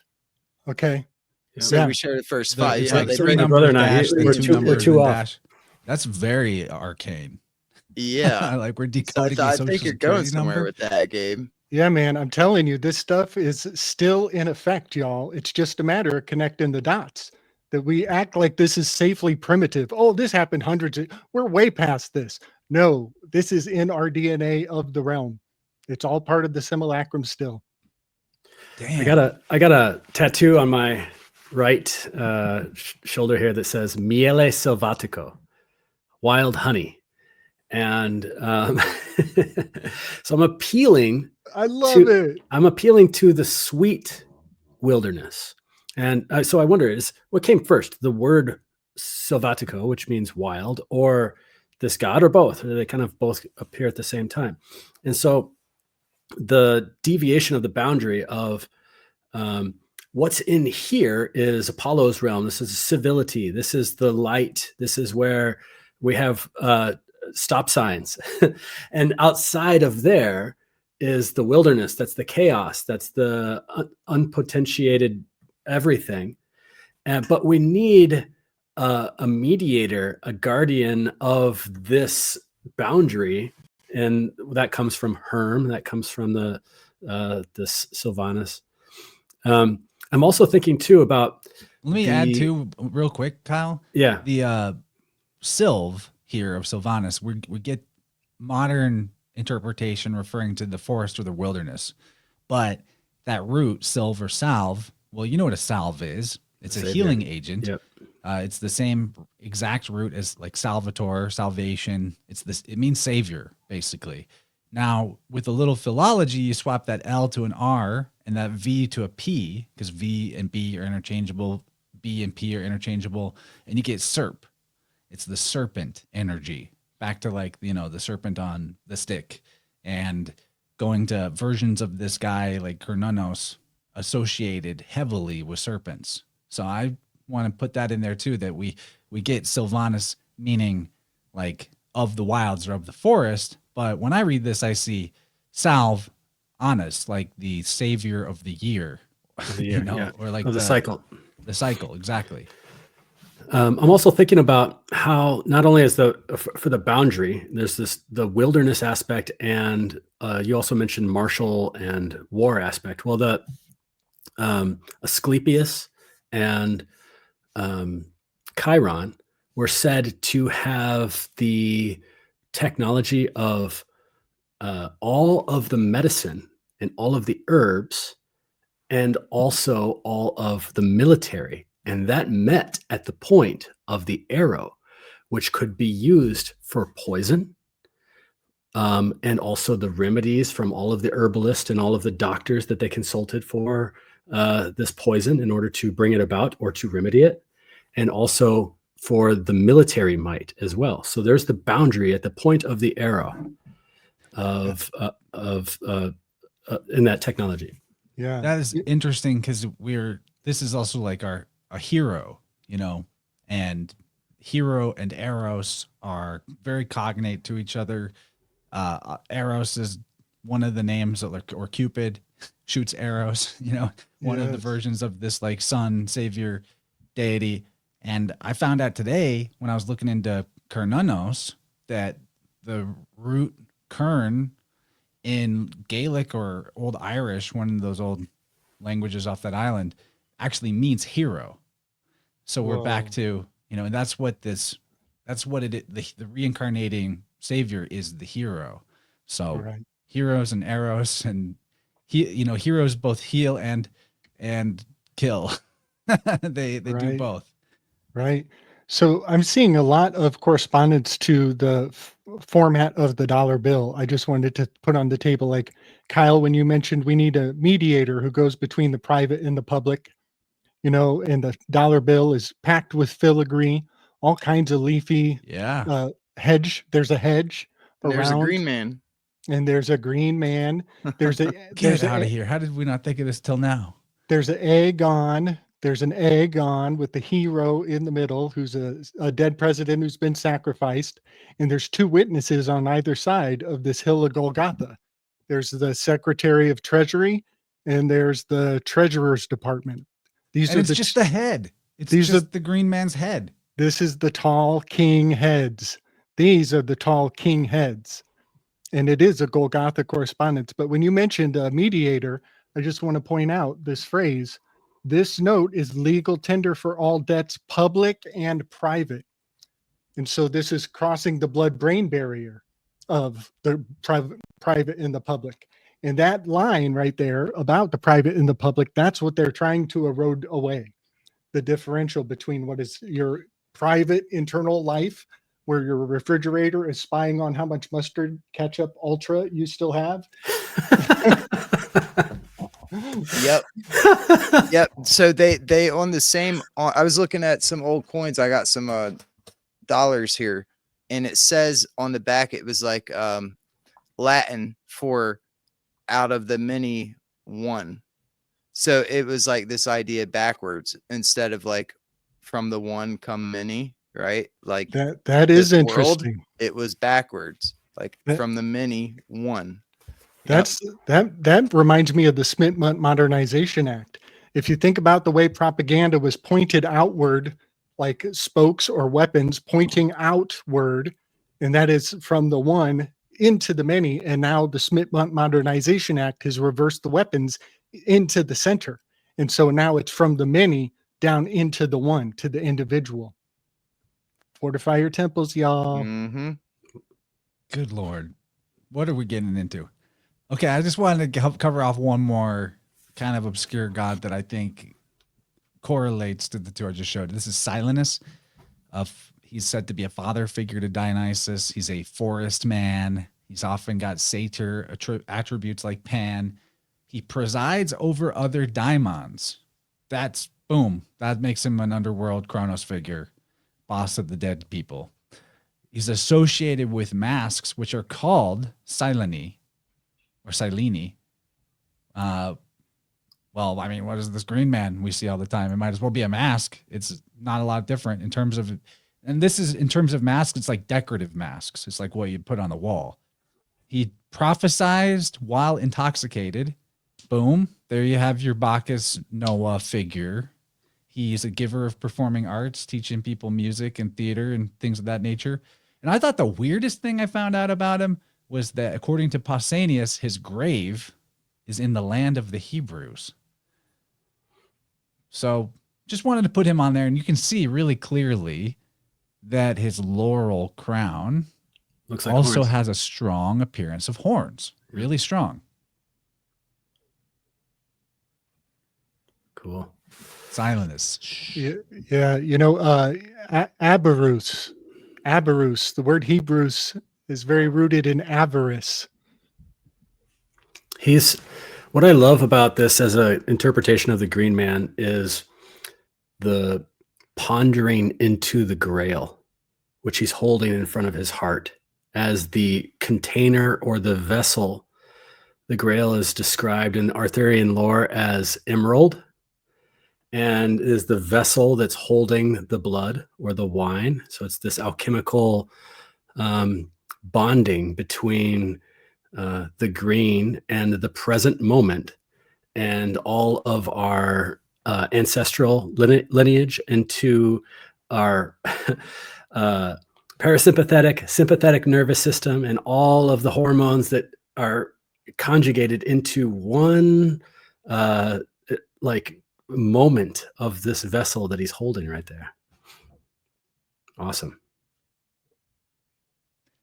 Okay, so let's get through the rest of Kyle's stuff here, because there's so many things that touch this Green Man mythology. I didn't even know about Elijah and the Green Mantle. I'm about to get learned.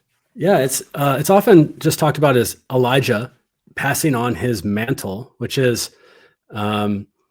maybe one way of interpreting that into how did I get to make sure I get this right?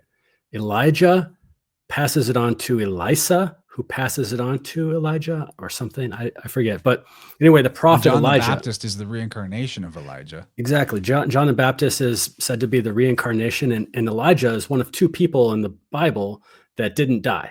He gets brought up to heaven, the other being Enoch, right? So he gets brought up to heaven on this chariot of fire. And as he's leaving, one of the stories, this is in the book of Kings, that it describes Elijah as always wearing green, and that these mantles are the representations of a title or station, as if the prophet is like the university, like the head of this group of learned elders. And I believe that he drops the mantle and Elijah picks it up, which is one way of, I think my way of interpreting this is that he had no teacher, that he was initiated by the wilderness. He was initiated by the Green Man. He was initiated by the path of devotion and the path of following his heart, as opposed to the path of contemplation. And of course, the symbolism of the chariot and Elijah's visions of angels and all of that, in this, there's all of that. There's so much in the story of Elijah that's so cool. But in his mantle, it's green. He's the Green Mantle. It's awesome. It's like, yeah, the Green Man making an appearance once again in the most in this fashion of connecting the pieces through the haziness out of the corner of your eye, instead of following fact by fact, step by step. That's what I see it. It's got a nice Vischer capaces hiding out in the wheels there too. Oh yeah, it sure does. Little hidden almond. I mean, if we are not careful, we're going to spiral off into a whole tangent about Elijah. That he could be his own episode. So, but I love it. I love it. We're got a lot of deities to talk about. Yeah, Milarepa Sort of from a India. catalog here in the last 20 minutes. Yeah, this one came up on the Occult Rejects episode I just did. Somebody mentioned Milarepa, and apparently there's much to learn here. Yeah, and on my part too, it's Milarepa was a it's kind of like the story of he was an evil sorcerer or something like that, and turned into this great saint of Tibet. On some accounts, was Milarepa an actual person, or probably not. But the story goes that somebody who was looking for their own redemption, went up into the mountains and was looking for the teacher, but stayed in the mountains for years and years, decades and decades, and subsisted primarily on nettles, so much so that he turned his skin green, and then eventually, found enlightenment. And so that there's a green man. When I hear nettles, I think a lot of people, when they think about nettles, especially in the herbal circles, we think about the plant, Urtica dioica, the stinging nettle plant, the one that's really familiar, that we have there's so much information and history on this plant, and I can identify it really quickly. But where this tied in to me with acanthus is that they might just be describing a feature of a plant instead of the actual stinging nettle. A plant that has spikes or creates some sort of unwanted, like itchy response. And Topher from Biocharisma mentioned to me once that plants that have spikes on them are bioresonators for the land.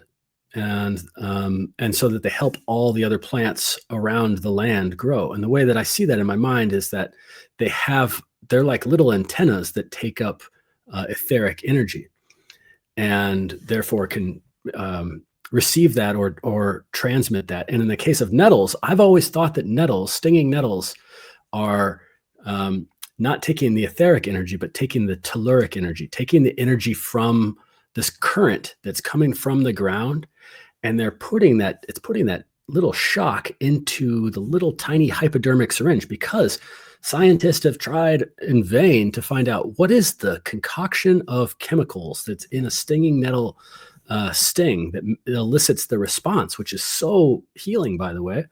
And they can't figure it out. And to me, because it's fire. Yes, it's not a chemical. Exactly. It's fire. It's simply that. It's fire that comes up from the earth. It's bringing this fire up from the earth. And so the story to me of Milarepa subsisting on nettles is the story of a man, or a living man or not, subsisting on the telluric information and fire that is in the ground, and therefore finding enlightenment through that path. And then again, going back to Jesus coming back in flesh and bone and not flesh and blood, because there's one of the biggest secrets and mysteries in this world is, how does a plant take light and change it into sugar for energy through the color green? And I think that what we see here is an example of trying to tell us that these enlightened beings, not coming back with flesh and blood, but coming back with some sort of verdant, vibrant energy that is, built on the ground below, built on the ancestors, built from Adam and all the way up, and supplying that for the future as well. So I just realized we never talked about acanthus being called bear's breeches. And I thought of that because I saw in my Rumble chat there was a bear that commented and like, oh yeah, this is totally bear adjacent chat. Also, I gotta promote that the next InnerVerse episode, because you're talking about like this mystery of why the nettle sting has its properties. I brought back Steve Young, PhD physicist turned, alchemist, back on, and we had this huge discussion about the elements, the quintessential elements, and the honest science of the elemental chemistry, not periodic table elements, but getting to the sort of fractal blueprint that these elements actually demonstrate to us in the effectiveness and attributes of everything in the realm. So look out for that. I think you're really going to like that one, Kyle, especially as somebody that does what you do with the herbs, and that you have the take that you have, that it's like, we're not really going to get to the bottom of this by chemistry and by you're going to really like that one. So I had to promote that. That'll be next week. I'm super excited to put that out. It's really enlightening. Just going deep on something that maybe we all know on the surface, like earth, air, wind, fire, spirit, but taking it to truly like the next level deep into understanding. Oh, here's Al Qadir again. and he's standing on a fish.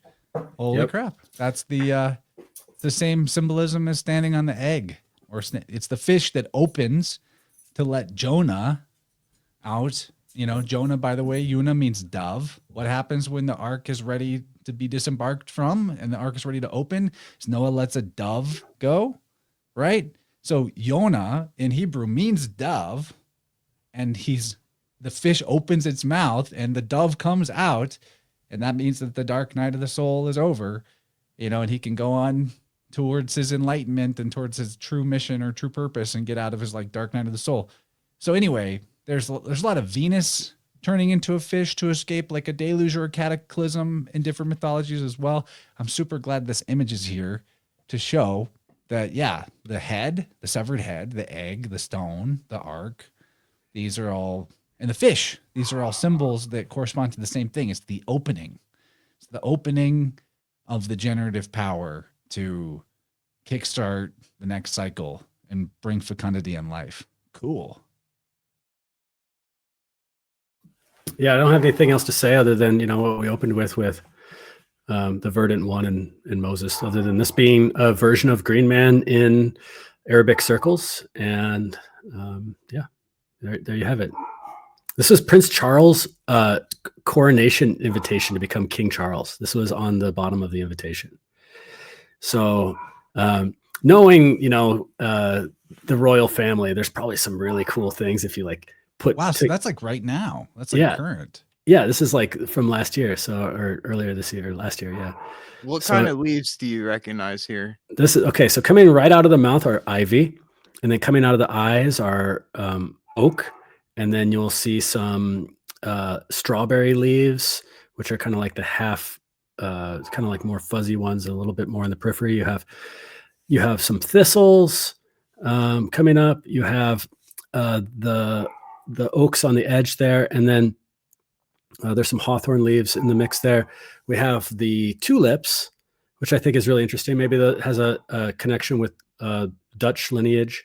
And then the white flowers around the crown are hawthorn flowers. And then the red flowers with the white in the center are the Tudor rose, which we'll also see on the death card number 13. This is what I mean about plants being a language. That's why I brought up the cant in acanthus, because I look at this and I might be able to pick out a couple things, but I mostly just see like foliage. And Kyle looks at this and it's like he's reading a book. You know, the way that we see see foliage, letters and words, and the image goes into our mind of what it is, translated instantly. Like Kyle can read this like a text, and So that's incredible. Yeah, the ivy. Jennifer mentioned way earlier in the chat. Hey, what's up, Michelle? About ivy having a representation with the sacred feminine, and holly representing the sacred masculine in the later part of the year. And we'll find that in representations of Om language as well, and the calendar of the Om and so on, that ivy actually is over the sign of, like, in the time of the year that that in sidereal astrology Ophiuchus would be in. I always think of ivy and vines as Ophiucan, and I think that's really cool. So and then ivy is kind of soft, but it's also an evergreen, and holly is got the jaggedness, so it's that male marriage of masculine and feminine, and it's also evergreen. But what we see is the holly kind of faded in the back. If you see the holly like towards the back, it's like more faded, so it's almost like showing that like it's more emphasis is on the spring, on the early part of the year, on the birth with the strawberry leaves, as opposed to the later part of the year. What do you make of the top middle there? I see, I guess there are acorns on the left and right at the bottom. What is that on the thorns? Yeah, I mean, I think that's kind of like an acorn, but it definitely has some like omphalos action going on, center of the world. Look, and there's the thorn, there's the crown, there's like the hawthorns. It's like a crown of thorns. You know, one thing that comes to my mind with the metaphor that, you know, Kyle can actually read this like a book. I ponder that a lot of these are also heraldry on family crests, and an invitation from King Charles for these royal families to come from far and wide and go along to get along for a ceremony. I just want to maybe it would be fun you could almost overlap this imagery of all these family herald crests coming together and the coexist bumper sticker. You guys know the coexist bumper sticker that has like, the Oh, we know it. Yep, totally. So this is like the royal family's derivative of the coexist bumper sticker. Okay, I'm just gonna keep sliding. Yeah, you could keep sliding through it too. I just put these in here just so you could see examples of plants that kind of look like, that have the same kind of morphology as the acanthus and would be representations of what that morphology represents as a signature for the foliate face or the foliate figure of the Green Man. And so center, moving from the center outward. I wish I would have brought this down here. Upstairs I have a cyanotype of an oak leaf that one of my former assistants, Annie, made for me. And it is, a cyanotype is you take the leaf and you put it on a piece of paper, and then you put this developer stuff over the top of it, and then the sun hits it, and then you take the leaf off and you have a negative image of it. And the negative image of the oak leaf looks like the Green Man. It has the brow, it has a mustache, it has this spewing outwards strong masculine face, strong browed face to it. So I wish I would have brought that down, but I wonder if you could just play with it in your mind, making the negative space, making that oak leaf go away and turning it into the negative space and seeing that for yourself. So I see in these leaves actually that type of visage, that mask, if you will, that persona in the leaf itself. And all of the plants that we talked about that have a representation of the oak, of the Green Man, have a special place in medica materia for heart remedies. So of course it's the Green Man. It's the place, it's the place of the heart. Yeah, like nature is the teacher, and it's a language. And I think that's a good, like, all of this conversation really points towards the possibility that language itself, letters themselves, are somehow derived from the knowledge of plants, the language of plants. I think so. I mean, I think there's definitely a there. Let's wrap it up on this one. I know there's a few more, but no, we'll just touch on them all. We'll just look at them all. So okay, everyone cool. kind of knows it's there. Okay, sounds good. We'll wrap soon. Do you guys? I love Charles Dickens because he was born a day before me in his timeline. So he's a definite Aquarian humanitarian, and I feel that coming through in his books. And in the Christmas Carol, one of the spirits, I think it's first it's Marley, then it's the ghost of Christmas past, then it's the ghost of Christmas present. So it's the third spirit that comes to visit him. And the ghost of Christmas present is a giant. He's a foliate head with the bounty of all of the harvest. And oh man, the thing about the giant too that we could talk about is going back to Genesis, going back to the time that there was giants. There's the jolly green giant and Foshi, which was a giant, and so on. He's carrying this wand, which is also seen a lot of times in representations of the Green Man in parade heraldry and everything like that. But this is the ghost of Christmas present now, right here. Center. And he says, he tells him, as this is things as they are. This is the way things are now, but you can change that internally by doing an internal adjustment of your present moment. And by doing an adjustment of your present moment, you are committing to the past, healing the past, and you're also committing to healing the future. And so the ghost of Christmas present as a Green Man is also saying some of the things that, I think this is one of the secrets of Elijah being John the Baptist in the reincarnation. And one of the secrets of the sacrifice of the past being available for the abundance of now. And one of the ways that sometimes I scratch my head as a forager and I say, how is it so perfect that this plant is right here, right now, right when I need it? It's amazing. It's amazing. The power of the path of the green, the verdant path of the green. And so I like to tie this in with Saint Hildegard von Bingen from the Middle Ages, who always talked about this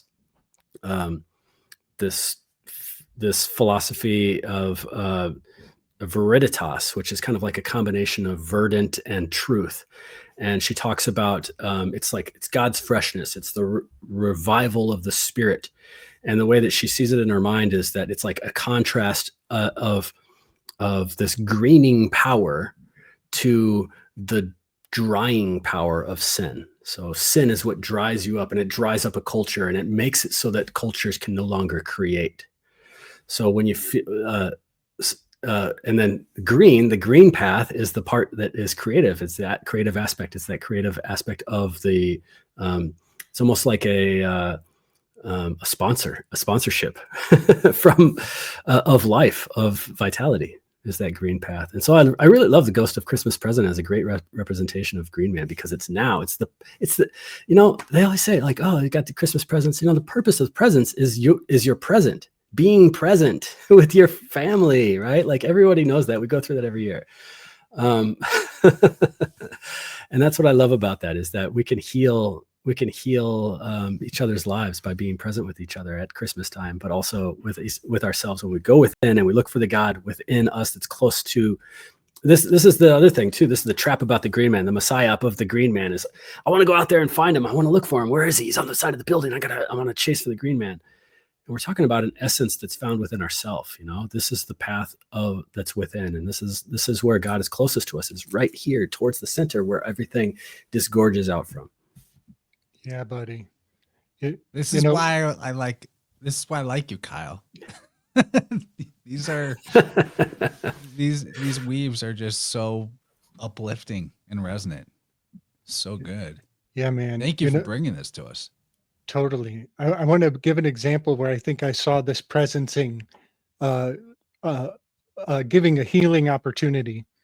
My over the holidays, my matriarchs are always very stressed out about taking care of their matriarch. My grandmother is she just had her 95th birthday, and I find that her daughters they struggle with providing for her in so many ways. And I just had a fun suggestion that I think is going to provide for my grandmother. And, I just was telling my aunts, I think what grandma really wants is for somebody to just listen to her complaints and agree with her that it sucks. That's what all women want. You don't have to promise to fix it. There's no need. There's no joinder to resolution. It's just to be present with her in the fact that, yeah, that does suck. I see what you're saying. And any worry about the future is, hey, I'll be here for you when that happens. You know what I mean? And so that is the presence that I think my grandmother is seeking from her daughters. And that was the advice I gave her, that people just want you to be there with them. When you say this, that, and the other thing is my problem in life, you can almost fix everything by just saying, I see that. I see the same way you see. Yeah, and it actually fits really nice into the previous weaves about the vulnerable zone behind the left shoulder of the biofield, that, with energy sucking people or people with difficult emotional states that feel like it hurts us to be around, or that is, we try to avoid. There's a confusion, what I've found doing the tuning work, that I used to have this confusion around boundaries, that the proper way to have boundaries is that, like, you cut the negative people out of your life, or you ignore or avoid, avoidance, denial, You avoid and deny when people are in those states, or you try to fix or change them out of those states. And when you understand that this is heart energy we're dealing with, including the sorrow element, then it's a denial of heart energy that is taking place when you try to fix, avoid, or deny, or cut out the people that are in those, states energetically and emotionally. So oddly enough, to our ears who have been trained this way, is that the best protection against negative emotions in other people is accepting that it's that way. Just be like, it's okay that you feel that way. I accept that this is how you are right now. And that's what gives you the boundary of protection, is the acceptance. Believe it or not, it's the witness, and you're giving the okay to it. You're like, yep, it's fine that this is that way. Because in the opposite sense, when you're saying, I can't be around you right now, your sadness is bumming me out. That's you being vulnerable to it. So that's actually, you think that you have a boundary by avoiding, but actually it's the opposite. You're porous. You're vulnerable. So the real boundary, the real protection is being like, yep, that's fine. It's fine. I see you. You know what I mean? I'm starting to think of this. What are we going to call this thing over the left shoulder? Whatever it is. The pit of despair. The pit of despair. It's the left armpit, really. It's not so much it's kind of over the shoulder. There's more maybe in the armpit shoulder region. Well, I'm starting to think of it as you guys have all read the poem Footprints, where there's a vision in heaven that you're walking in the sand and you look back and you thought Jesus was with you, but there's only one set of footprints. And you're like, hey, you said you would never leave my side. And he was like, well, the one set of footprints, those from the times I was carrying you. I'm starting to think that that's kind of what this presence over the shoulder might be, and we fulfill that for each other so often.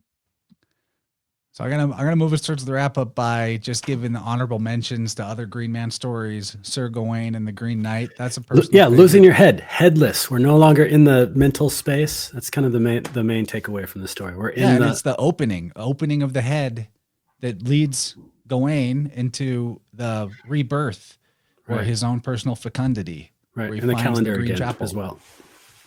Yeah, so that's Belus again, basically. The opening of the head. The head is the opening seed or kernel. That's so we could go on a lot about that one. I kind of wish we had time for it, but the May King. One of my favorite things about the May King, or just the epitaph of the May King, this is like another Omphalos stone, center of the world as well, is that the word May King is a noun.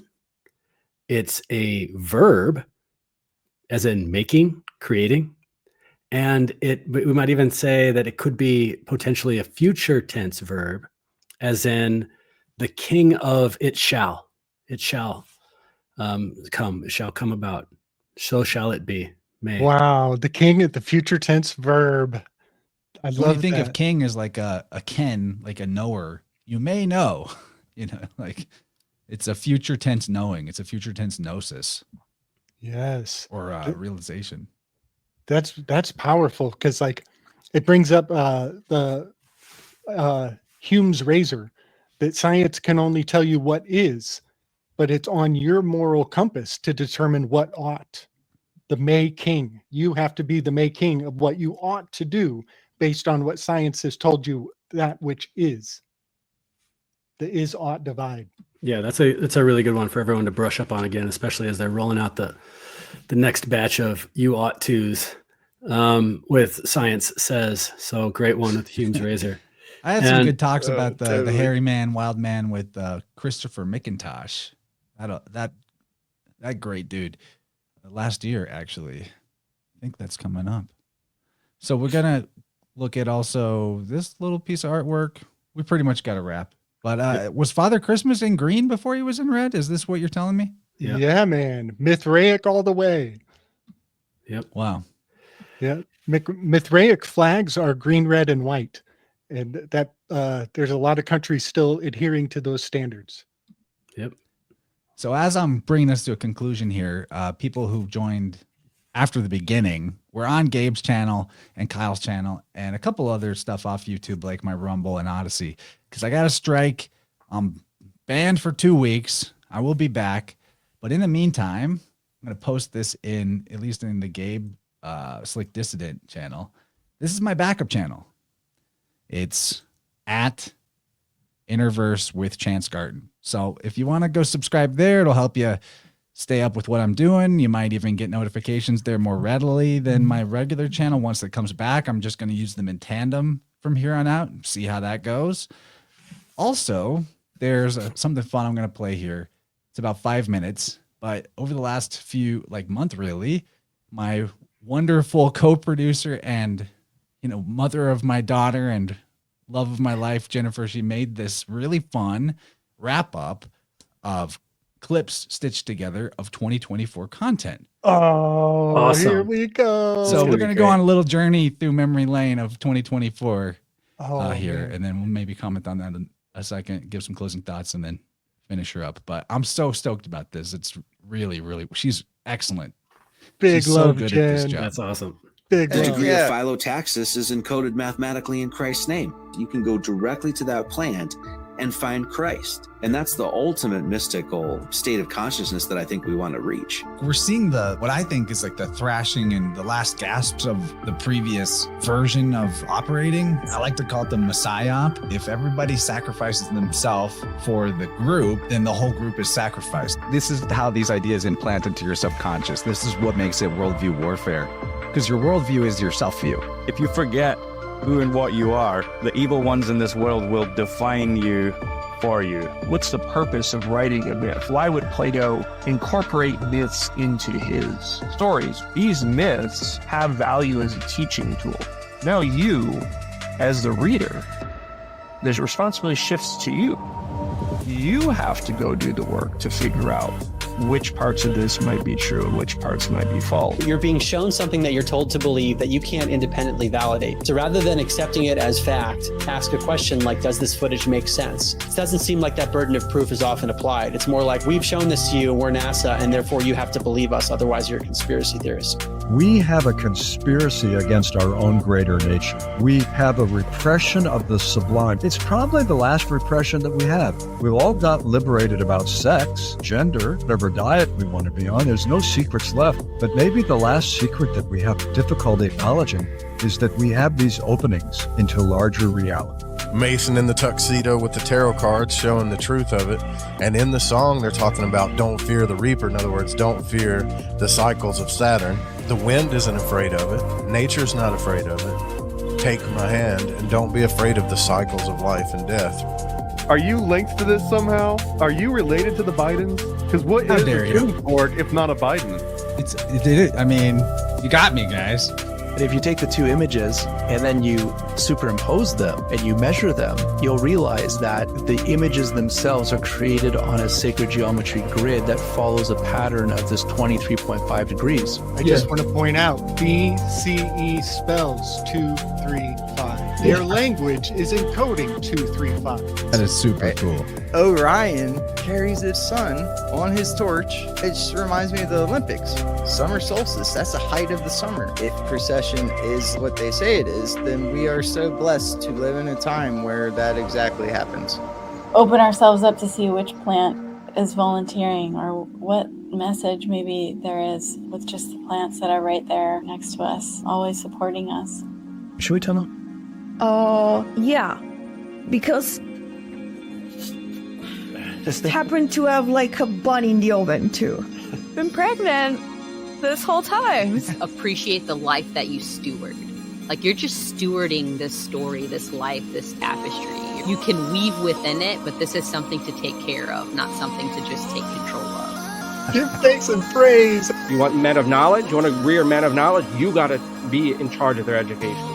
No matter what the symptoms are, no matter what the condition is, there's usually something underneath that is trauma related. We're held in a space of fear that we just don't need to be. We don't have to live in fear of the way our body works. We don't have to live in fear of these invisible enemies. We have a protective elixir produced by the mouth and the body to keep our gums and teeth safe, and it's called saliva. We really need to treasure it and protect it. There's actually a protective nature to algal as well. After Perseus beheads Medusa, it is used as a shield. So algal is actually protective in nature if we use it consciously. Magic itself is neither good nor evil. It's just a force. At the deepest level of ourselves, we're connected to the whole universe, what the French magician Eliphas Lévy called the astral light.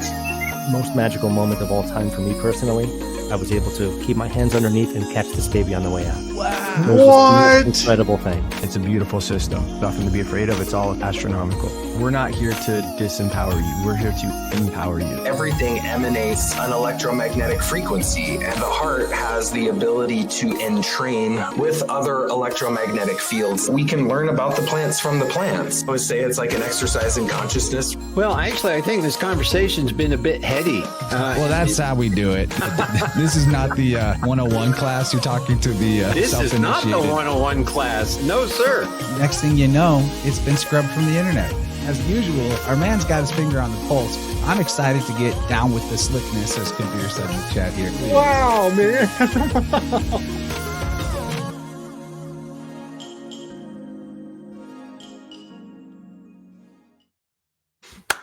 Wow. Jennifer, that is unbelievable. Praise Jenny B. That was so good. It's also crazy how many of those little clips resonated to what we talked about tonight. Yeah. But Wow. seeing it all with the energy of our chat talking too, I was feeling a little emotional. Like, wow, that was just 1 year of this.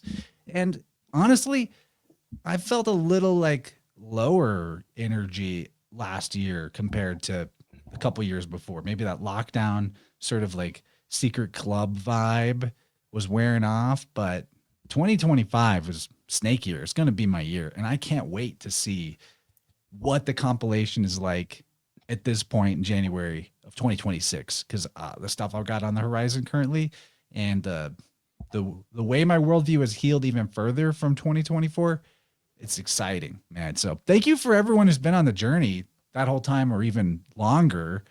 And all three of you gentlemen were featured in this compilation. Unbelievable. Yes. The best little surprise was Serena and Jennifer's pregnancy reveals. That was like super sweet. What a year, man. I can't wait.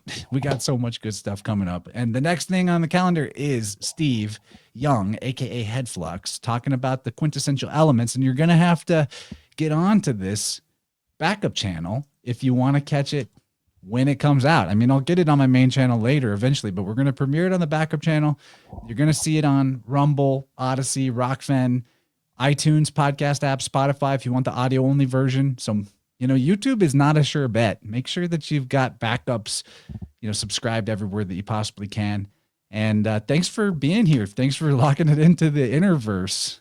What a journey that was. And I'm feeling good about that compilation. Well done, wife. Thank you. Oh, you're muted there, Gabe.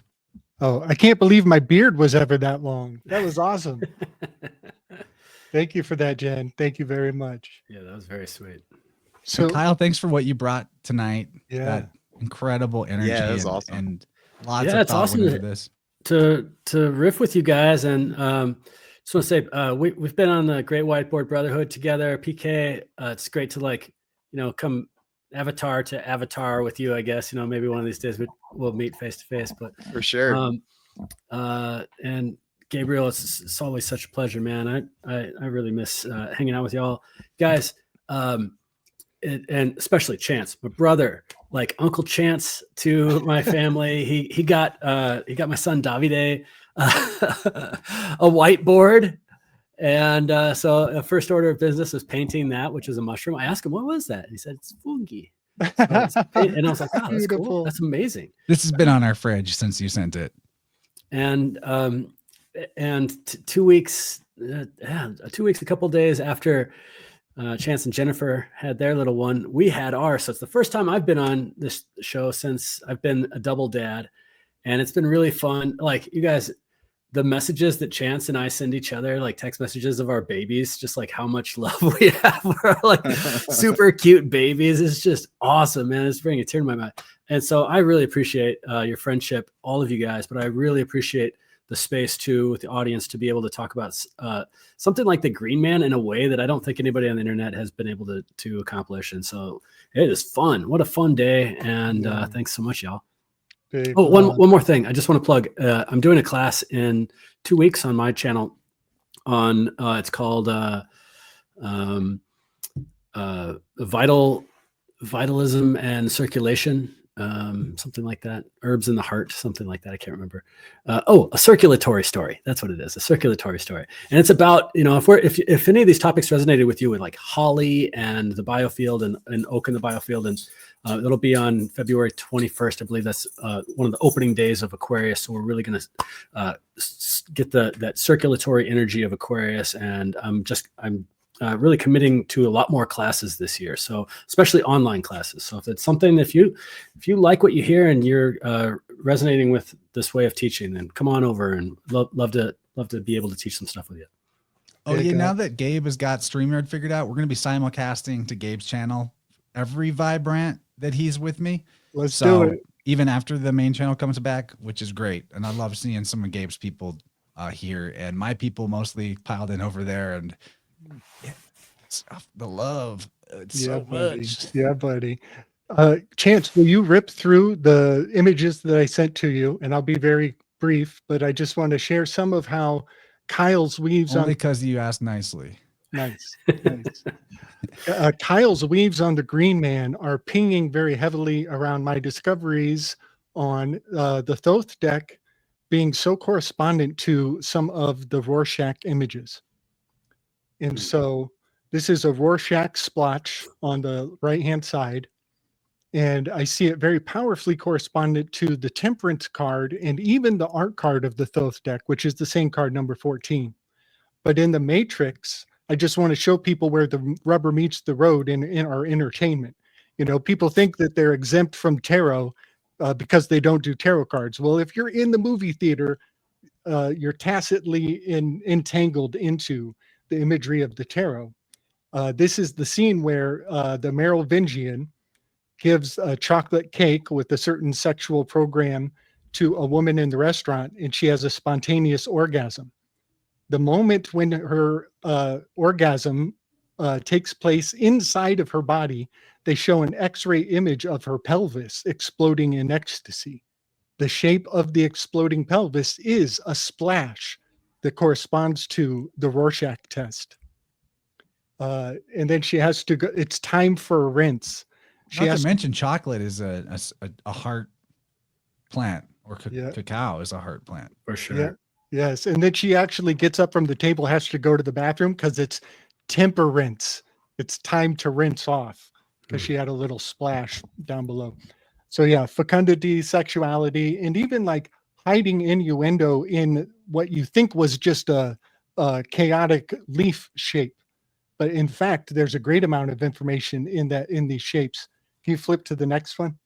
This just makes me think of this tuning I did last night where right at the beginning of it, I got this ping, really strong ping of like, oh, this person's mom or dad. I was thinking mom. It turned out it was both. Is like kind of a clean freak, neat freak. Wow. And sometimes I need an authentication on my intuitions. And I grabbed a card off of this deck that's just like one word consciousness states with color. And I drew the card cleanse. And I was like, there it is. And so we were dealing with like flow issues, and it ended up being quite important. This idea of like cleaning, cleansing, maintenance to the whole session of the theme of the session. But that's what it made me think of. That was a really shout out to that client. That was such a fun tuning session. Very interesting. Yeah, good read on it too. So this is another Rorschach card that is powerfully correspondent in my eyes to the Fool card, who is all green. He is literally a green man. But as I was kind of cogitating on this, my first layer, I was thinking with the horns, by the way. Yeah, totally. I was thinking about, are these cross sections of the brain or even anatomical cross sections? Was just kind of my guess at what these images are drawing upon. And then I guess I have some poetry here from it turns out Aleister Crowley faked his death at a location in Lisbon called the Gates of Hell, the Mouth of Hell. And he left a death poem at the mouth of the Gates of Hell. And this is his death poem, but that's for a rabbit trail I'm on. Can you go to the next one, Chance? Because I think I finally sussed out. I think that these, what I thought were cross sections of the brain Kyle, I'm thinking they're actually leaf types. I think there's a good weave that they're actually typology of certain leaves. And so I drew on the chapter in Genesis where Adam and Eve fashion fig leaves into clothes. And I realized that the shape of the fig leaf is the shape of the Rorschach test. Do you see a fig leaf in that? Also, the leaves, back to leaves being the original letters. Like, actually, you would leave leaves arranged in a certain way, and it was a secret message for somebody who knew the secret of letters. That's where I think alphabets came from originally. Yes. My opinion. But in terms of cross sections of the brain and leaves, it's like, well, in modern neuroscience, they believe different sections of the brain are related to different elements of consciousness. Missing the boat that the brain is more like of a filter reducer of consciousness type deal.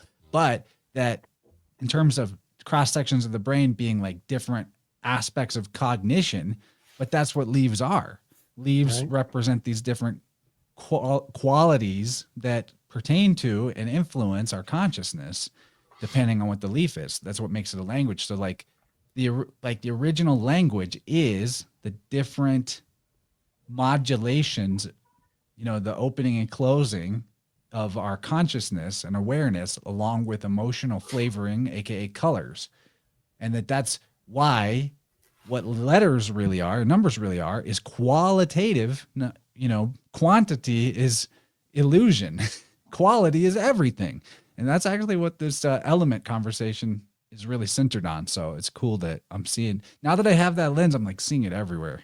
Nice. And I always love pointing out in this particular verse is the first time they realized they were naked. And the word naked in reverse is the word deacon. And so there are 36 deacons that give foliage to the wheel of the sky clock. And so Deacons could be like those compartments of the mind too. Right. Or letters. Yes. And so, as the deacons roll out, that's how you know where you are in time. So what happens if you add 26 letters plus 10 numbers, you get 36, I love it. I love it. The foliage. Yeah, man. This is great. This is fun. So I just wanted to share some of that. Folly. Nice. Okay. Well, we got to wrap it up. PK, you got any thoughts for us before we do this thing? No, I just want to say thanks for having me, and thanks, Kyle, for putting this together, bringing this forward. I mean, it was awesome, dude. Green Man I'm kind of bummed we didn't get into Sir Gawain and Green Knight, because that's one of the best tales I believe of Green Man. Some other time maybe, but like I love that we touched on things that are not the normal touch-ons for the Green Man. So only here at the InnerVerse. This is great. Thanks. All right. The Great Whiteboard Brotherhood will ride again. Good night, everybody. Night. Love y'all. Bye, everyone. Big love and respect.